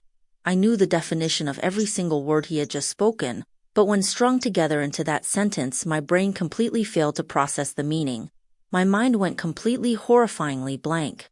I slowly raised my head and stared dead into his eyes, which were filled with deep, unbearable sorrow. My lips parted, then closed again. My entire body began to violently, uncontrollably shake. Suddenly, I collapsed onto the cold dirt and began to violently, uncontrollably vomit. They tortured him, did they not? What kind of horrifying, unimaginable fate worse than death extreme torture could possibly make an elite dragon guard, a man forged from birth to endure absolutely anything, actively beg for the sweet release of death? All right, I whispered brokenly to the silver mask. I understand. I have absolutely no memory of how I managed to drag my shattered body back to my room that night. The only thing I remember is numbly, violently shaking Lian awake. Lady Jingcheng, she mumbled, her eyes heavy with sleep, before instantly snapping awake in sheer panic. Lady Jingcheng, why are you out here? Ah, your wound. I violently cut off her terrified scream. Tell the Emperor I want to see him immediately. Xiao Jingcheng deliberately made me wait in absolute agony. It was not until the late evening of the following day that he finally deigned to make an appearance. By the time he arrived, the lavish feast I had ordered was already completely stone cold. But it did not matter. I knew he was not here to eat anyway. I had meticulously dressed myself in his absolute favorite gown. A sheer, delicate silk skirt intricately embroidered with fine gold thread. I knelt perfectly still by the door, waiting for him. A large, cold hand forcefully tilted my chin up. Zhu Yongning, I hear you have an urgent matter to discuss with me. I am begging you. Sentence him to death. Sentence who to death? When I spoke, my own voice sounded like a violently broken, wheezing bellows. Sentence Dragon 7 to death. King Songsha. To death. A look of deep, twisted satisfaction settled over Xiao Jingcheng's face as he finally released my chin. I watched the hem of his dark robes brush past me as he casually strolled over to a chair and sat down. And exactly what are you offering to trade me for this? Everything. Absolutely everything I have. From above me, I heard the sharp clink of a porcelain tea lid. I assumed he was leisurely sipping his tea, every single agonizing second dragged by like an eternity. Finally, the teacup was set firmly onto the table with a crisp, final click. I despise filthy, ruined things. I am ordering you to bathe in the hot springs every single day. In exactly 7 days, you will enter the imperial palace and be officially titled as a concubine. At that exact moment, the horrifying truth behind my new identity as Lady Jingcheng completely snapped into focus. He had been meticulously paving the road for me to enter his imperial harem this entire time. I violently slammed my forehead against the cold stone floor, massive, heavy tears violently smashing against the tiles. Thank you, Your Majesty, for your boundless grace. Thank you, Your Majesty, for your boundless grace. A pair of heavy black boots intricately embroidered with gold thread came to a stop directly in front of my face. His voice carried the absolute, suffocating, crushing weight of a supreme ruler. Why are you crying? Are you unwilling? I am willing. I am willing. I forced out, gritting my teeth so violently I thought my jaw would shatter. desperately trying to keep my voice from breaking into a hysterical scream. This lowly concubine is overflowing with absolute joy. Just as he was about to step over the threshold and leave, I weakly rasped out, "Why? I told you before. You belong to me." That night, I obediently drank the dark, bitter medicine. Yet, I was still violently jolted awake by a sudden, agonizing palpitation in my chest. It felt exactly as if a vital bone inside my heart had been violently, cleanly snapped in half. I knew perfectly well there were absolutely no bones inside a human heart, yet the agonizing, suffocating pain absolutely refused to stop. My heart had been brutally, violently cleaved completely in two. Lian was absolutely terrified by my sudden, violently agonizing fit. Hitching up her skirts, she sprinted out of the room screaming for the Imperial Guards. In my violently delirious, agonizing haze, I could have sworn I saw Song Xiao standing right there. His eyes were overflowing with deep, unbearable, agonizing heartache. He slowly shook his head at me, his lips silently forming the words, "Do not cry." I desperately reached out to touch his face, but my trembling fingers passed straight through nothing but an empty, fading illusion. He was completely, entirely gone from this world. My little shadow guard. This time he had truly permanently flown away. It seemed he knew I would not try to escape again. Or perhaps he simply knew that even if I did run, there was absolutely nowhere left for me to go. Xiao Jingcheng had ordered the heavily armed guards removed from my door. The dark, bitter medicine Lian served me no longer contained any sedatives, but I found it completely impossible to force any food down my throat. "Lady Jingcheng, please, you must eat something," Lian pleaded, holding the bowl of hot soup out to me. I stared blankly at the gnarled old tree in the back courtyard, my voice tight and raw. I have heard the old saying, "Lay down your butcher's knife, and you can instantly become a Buddha." So why? Why is it so impossibly difficult for a courtesan to leave her past behind? All she wants is to put the clothes she was forced to strip off back on. "My lady, please do not speak like that. If something terrible were to happen to you, what would become of this lowly servant?" Seeing her on the verge of frantic tears, I asked quietly, "If I refuse to eat, the Emperor will punish you, won't he?" She gave a small, terrified nod. Understanding her plight, I took the bowl from her trembling hands and downed the entire thing in one long gulp. Violently suppressing the nauseating churn in my stomach, I set the empty bowl back on the table. The moment she turned and left the room, I sprinted to the corner and violently threw up into a potted plant until my vision blurred. By the end, the yellow bile was thickly laced with streaks of bright red blood. Unable to sleep that night, I dug out the thin blanket Song Xiao had once used. A faint, lingering scent of pine resin still clung to the fabric. Wrapping it tightly around my shoulders, it felt just as warm and comforting as his touch. I desperately wanted to write something to burn for him as an offering. I picked up my brush again and again, only to be struck by the horrifying realization that I did not even know which specific character was used for his name. Xiao. Was it the Xiao from Xiao Xiao free and untethered? The Xiao from Yun Xiao the high clouds? Or was it the Xia from Xiao Yang brave and fierce? In the end, I simply wrote, * my little shadow guard. I miss you. When are you coming to take me away? *. The flames hungrily licked at the edges of the paper, as the thin trail of gray smoke curled into the air. Lian rushed frantically into the room. "Lady Jingcheng." I smelled smoke. "Are you all right?" I held my cold hands out toward the flickering candle flame and smiled softly. "I am perfectly fine. I was just burning a letter to my family." She stared nervously at the small pile of ashes on the floor, but did not dare say another word. I suppose I had thoroughly terrified her. "Lian, were you not worried that I was ruining my health by refusing to eat? Let's go out tomorrow and buy some pork buns. Go ask the Emperor if I am permitted to walk the streets now." While my entire world had violently shattered and burned to the ground, the bustling streets of the capital remained exactly as lively and chaotic as they had been for decades. The deafening roar of the crowds echoed through the air. The local vendor had just pulled 2 massive steaming bamboo baskets of fresh pork buns from the stove, and a long eager line had already formed outside the shop. Standing near the front of the line was a man dressed in a deep green brocade robe, his arms completely laden with various bags and parcels. His skin was as fair and flawless as polished jade.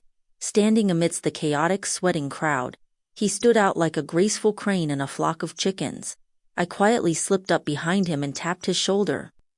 He jumped violently, looking as if he had just seen a ghost. Prin, Miss Gong. Is that really you? Why? How have you lost so much weight? Running into Ji Haiyan was perhaps the only genuinely good thing that had happened to me in months. I covered my mouth and let out a soft, genuine giggle. Lord Ji, what a pleasant coincidence. At the mention of his recent life, a bright, undeniable joy lit up his handsome face. He lifted the massive pile of parcels in his arms. My wife is expecting our first child. Her cravings have been absolutely vicious lately. She practically threw a pillow at my head first thing this morning, demanding I go out and buy her all sorts of specific foods. My deepest congratulations to you both. Lord Ji, I actually have a question I have wanted to ask you for a very long time, since we happened to run into each other today. I wonder if you might have a moment to spare. Please ask whatever you wish, Miss Gong. If His Majesty were to suddenly decree that you be sent to the desolate southern provinces to serve as a lowly clerk, would you be willing to go? Hearing the question, he let out a bright, clear laugh, his brow unfurled, radiating the pure, untainted noble spirit of a true scholar. When standing high in the imperial court, one must worry for the common people. When banished far to the desolate rivers and lakes, one must worry for their sovereign. I have studied the sages for 20 years, Miss Gong. That is the exact purpose of my life. Is that so? So that is how it is. I let out 2 weak, rattling coughs and forced a smile. Lord Ji, since fate has brought us together today, please allow me to buy these buns for your esteemed wife. What is her favorite flavor? Boss over here. No, please, I absolutely cannot accept that. Allow this humble official to treat you instead. When the buns were finally handed to us, I bought 2, 1 brown sugar, 1 red bean. I gently pushed the brown sugar bun across the small wooden table. My little shadow guard. In the past, you were always the one sneaking out to buy these for me.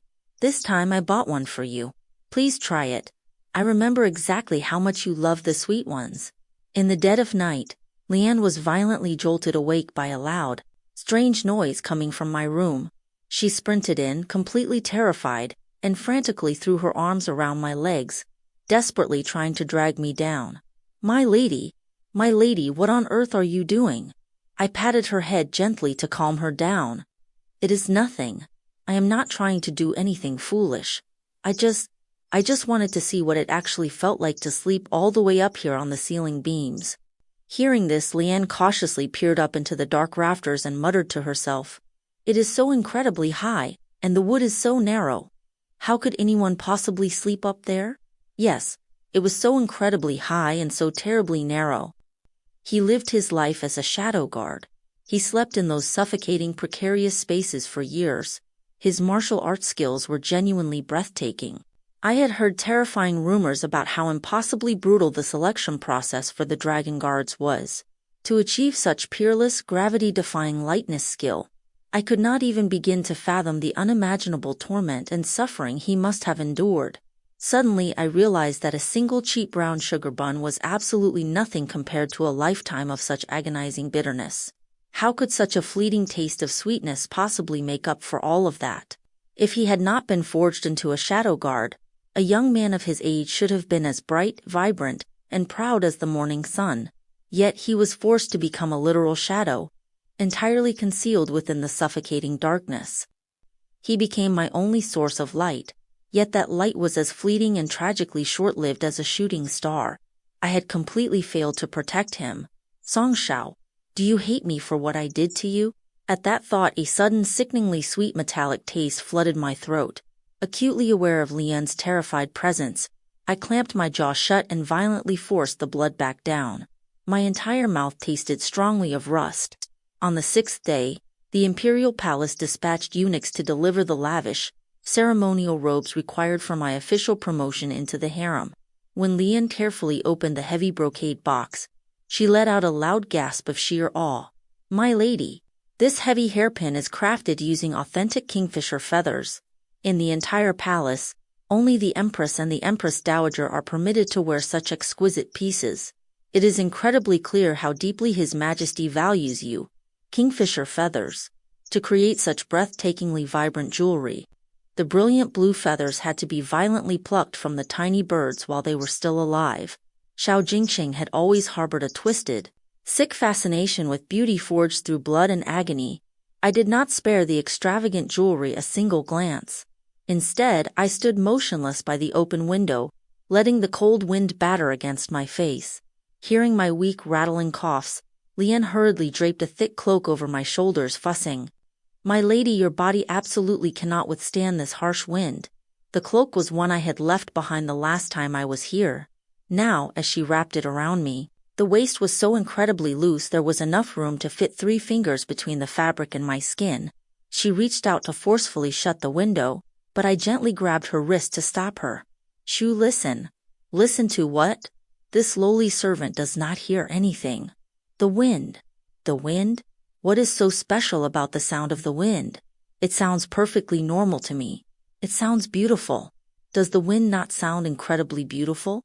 When Song Sha held me tightly in his arms and we sprinted madly across the rooftops of the capital, the wind roared past our ears exactly like this. It was the most beautiful sound in the world. On the morning I was scheduled to enter the palace, Lian woke me up before dawn to begin the agonizing, meticulous process of dressing me. Because my complexion was so deathly pale and sickly, she had to forcefully apply 3 thick layers of heavy rouge just to mimic the illusion of health. The entire agonizing process of doing my hair and makeup took nearly 4 hours. When I finally looked into the bronze mirror, I was genuinely startled by the stranger staring back at me. "My lady, your beauty is truly capable of toppling entire empires. It is absolutely no wonder His Majesty went through such astronomical lengths to bring you into the palace." I offered a faint, hollow smile, neither confirming nor denying her praise. "Please trace the plum blossom on my forehead one more time. Today is a deeply important day. I want to look absolutely beautiful when I finally see him again." Because I had been forced awake so early, the violent, rhythmic swaying of the imperial carriage made me incredibly drowsy. Even though I had deliberately used the sharp end of my hairpin to slice open the palm of my hand to keep myself awake, the exhaustion was overwhelmingly heavy. In a delirious, hazy trance, I thought I saw Song Shao. Behind him stood a massive, shadowy crowd of people I could not quite recognize. He held me gently in his arms. His rough, callous thumb carefully wiped a tear from the corner of my eye. His voice was impossibly, devastatingly tender. "Why have you gotten so terribly thin? Have you not been eating properly?" "I refused to eat. Because you were not there, I could not force anything down." "If you cannot eat, then do not force yourself. I have come to take you away. My little shadow guard. Do I look beautiful today?" "You look breathtaking."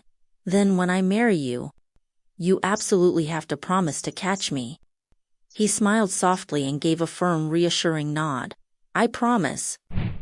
Extra Chapter 1. In Xiao Jingcheng's memory, his childhood was different. His mother, the Empress, was incredibly gentle, often coaxing him to sleep with the soft breeze of a silk fan. His father, the Emperor, was an imposing and majestic figure, yet he would still sit his young son on his lap to read to him. Exactly when did this beautiful, blissful life begin to shatter? Perhaps it was when he started encountering more and more strange, unfamiliar concubines wandering through the imperial gardens. Perhaps it was the countless times he stumbled upon his mother weeping silently in the dead of night. Or perhaps it was the very moment his mother began relentlessly forcing him to study and practice his calligraphy until his fingers bled. "Chong, you are the crown prince. You are destined to be the emperor one day." "Crown prince? What is a crown prince?" "The crown prince is the one who will take your father's place. But if he became the emperor, where would his father go?" Xiao Jingcheng had absolutely no desire to be the crown prince. He only wanted all those annoying, unfamiliar women in the palace to disappear completely.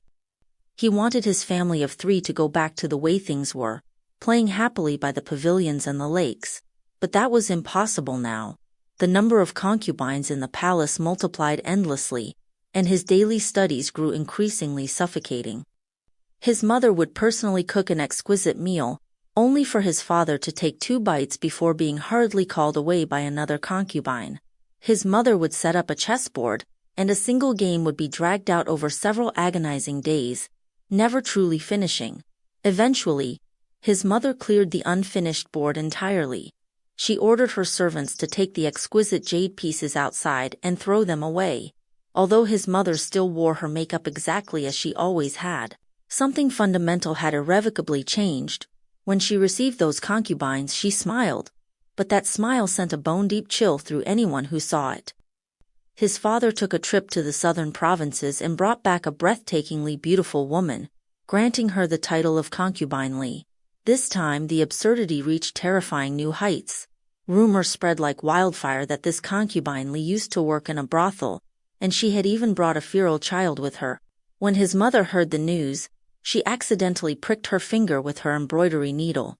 A single drop of bright red blood welled up and fell onto the pristine white silk, looking exactly like a bloody tear.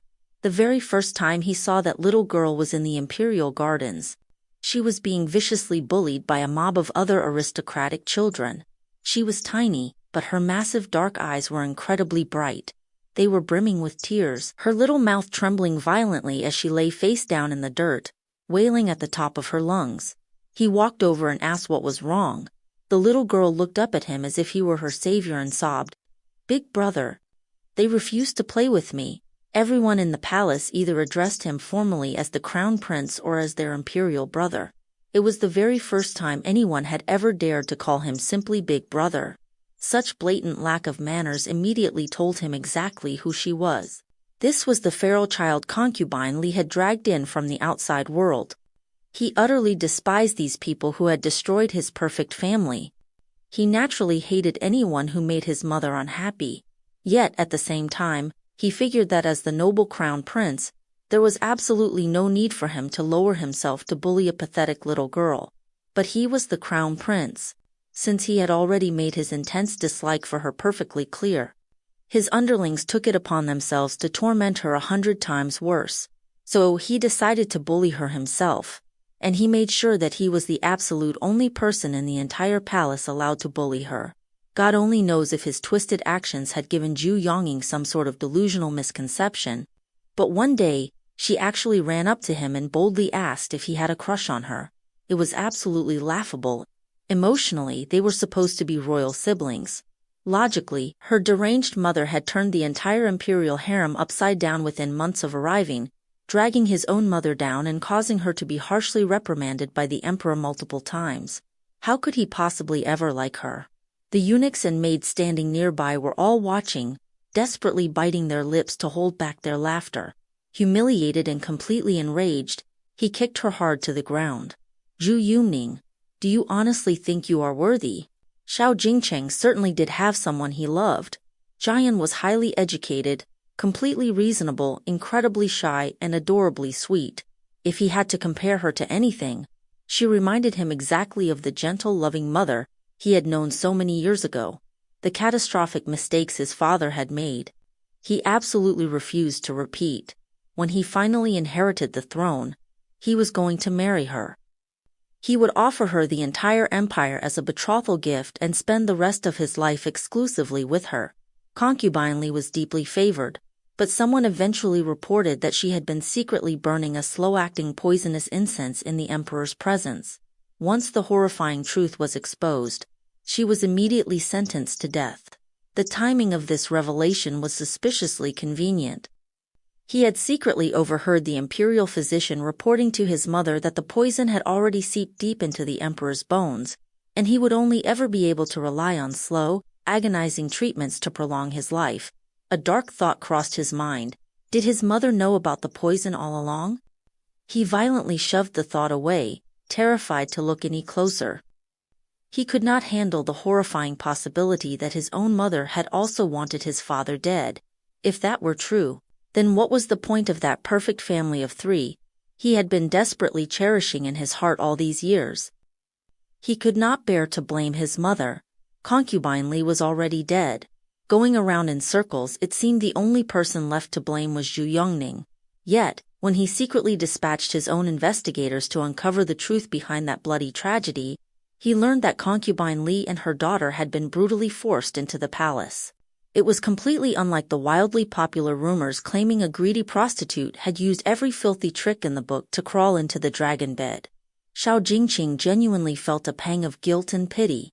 He actually wanted to treat her a little better. But Zhu Yongning was no longer that terrified, weeping little girl from her early days in the palace. Now completely isolated and devoid of all hope, she acted like a desperate animal with absolutely nothing left to lose. She stared at him with cold, venomous eyes, her face tight and aggressive like a vicious hornet, fully prepared to gamble her own life just to sting anyone who came near. She was truly incredibly unlikable. A few short years later, his father passed away, and he inherited the throne. His mother, after years of meticulous, agonizing scheming and endurance, finally ascended to the ultimate position of Empress Dowager. She held him tightly, sobbing hysterically. "Cheng, my son, we finally made it. After everything we suffered, we finally made it." Staying completely true to his vow, he married Jiayun and showered her with the absolute best treasures the world had to offer. As for Zhu Yongning, he heard that the Empress Dowager was planning to ship her off to a remote, impoverished tribe for a political marriage alliance. Zhu Yongning had flawlessly inherited her mother's breathtaking beauty. When the barbarian tribe received the news, they were absolutely ecstatic, eagerly offering up massive herds of cattle and sheep as tribute. For some inexplicable reason, as he stared out at those dirty, bleeding animals, his mind flashed to the betrothal gifts he had given Jiayun, every single piece a priceless rare treasure he had painstakingly hunted down across the empire. Was Zhu Yongning truly only worth a pile of filthy livestock? A dark, inexplicable wave of irritation gnawed at his chest. He drank himself into a heavy stupor in the imperial study. Suddenly, the heavy doors opened and closed. Zhu Yongning strolled into the room entirely barefoot, a golden bell chiming softly at her ankle. His mind violently exploded with a deafening roar, and things simply happened. She was completely, entirely unyielding, as stubborn as a solid rock. Yet she always managed to effortlessly ignite the most primal violent urge to conquer deep within his blood. In the end, he had walked down the exact same filthy path his father had taken. He had completely betrayed Jiayun, and because of it, he hated Zhu Yongning even more. And then she became pregnant with his child. Xiao Jingcheng was actually somewhat thrilled. It was his very first child. She had already named the baby Chanxian. Did she desperately want a little girl? A girl. A little girl would be quite wonderful.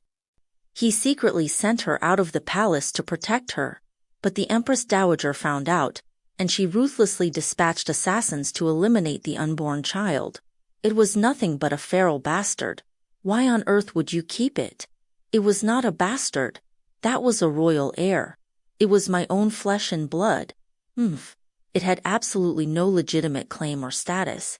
Even if she birthed it, it would never survive in this palace. Tell me, were you actually planning on giving that whore Zhu Yongning an official title in the harem? And why shouldn't I? You ungrateful wretch. Have you completely forgotten every single agonizing thing we suffered through in the past? Mother, you have grown old. You should spend your days resting. The emperor's affairs will be decided entirely by the emperor himself. It was the very first time in his entire life that he had openly defied his mother, and he did it entirely for Zhu Yongning. After losing the baby, the way she looked at him was like staring at dead, extinguished ashes, yet buried deep within that emptiness was a blazing, undeniable hatred. Even though their relationship had always been deeply hostile since childhood, this time, a massive, utterly insurmountable chasm had violently ripped open between them. Some time passed. God only knows what kind of twisted realization Zhu Yongning finally came to, but she actually agreed to dance at the birthday banquet. He knew for an absolute fact she would never ever perform for the Empress Dowager's amusement. Therefore, that breathtaking dance had to be exclusively, entirely for him. Xiao Jingcheng was incredibly overjoyed. He sought her out in the dead of night, fully intending to completely repair their fractured relationship. Instead, he was met with the horrifying revelation that her breathtaking dance had been performed entirely for a lowly shadow guard.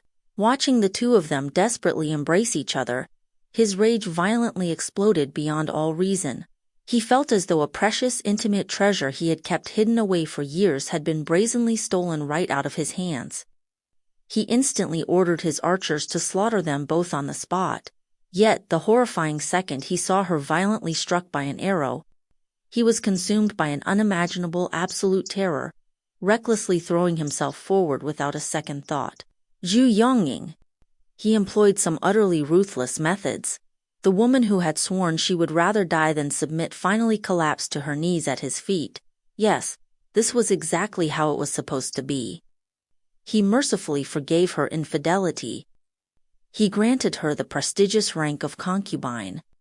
He even aggressively silenced the entire imperial court just to bestow upon her an extravagant palace hall that vastly exceeded her rank.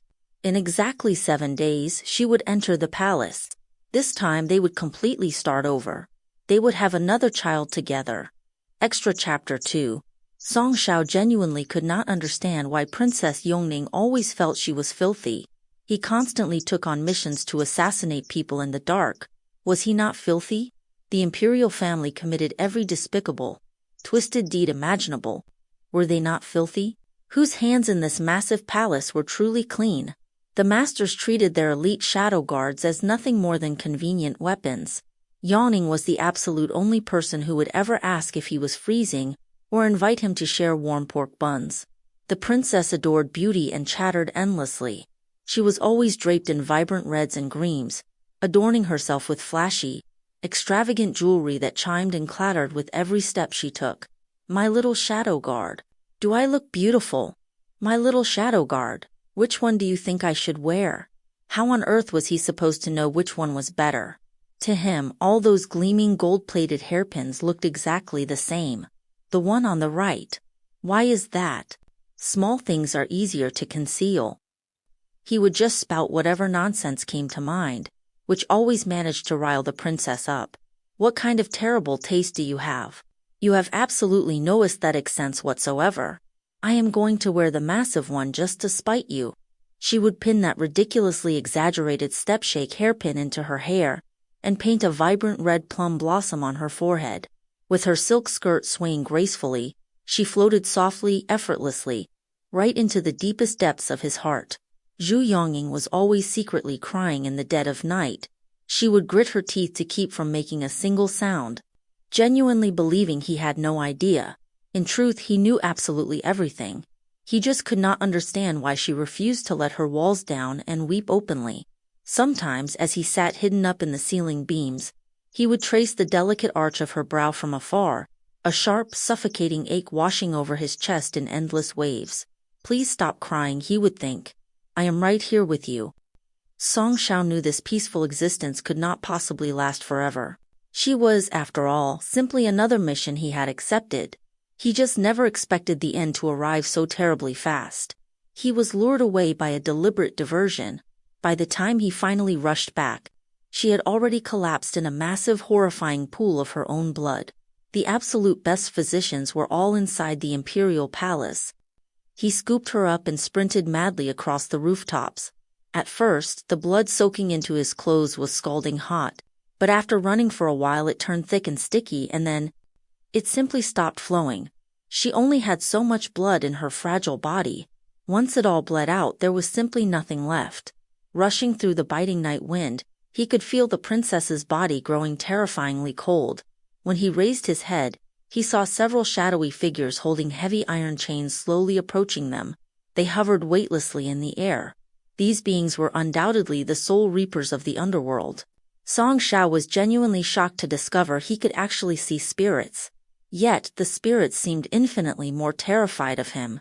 They stuttered, trembling uncontrollably. Lord Ghost Envoy, you can actually see this lowly servant.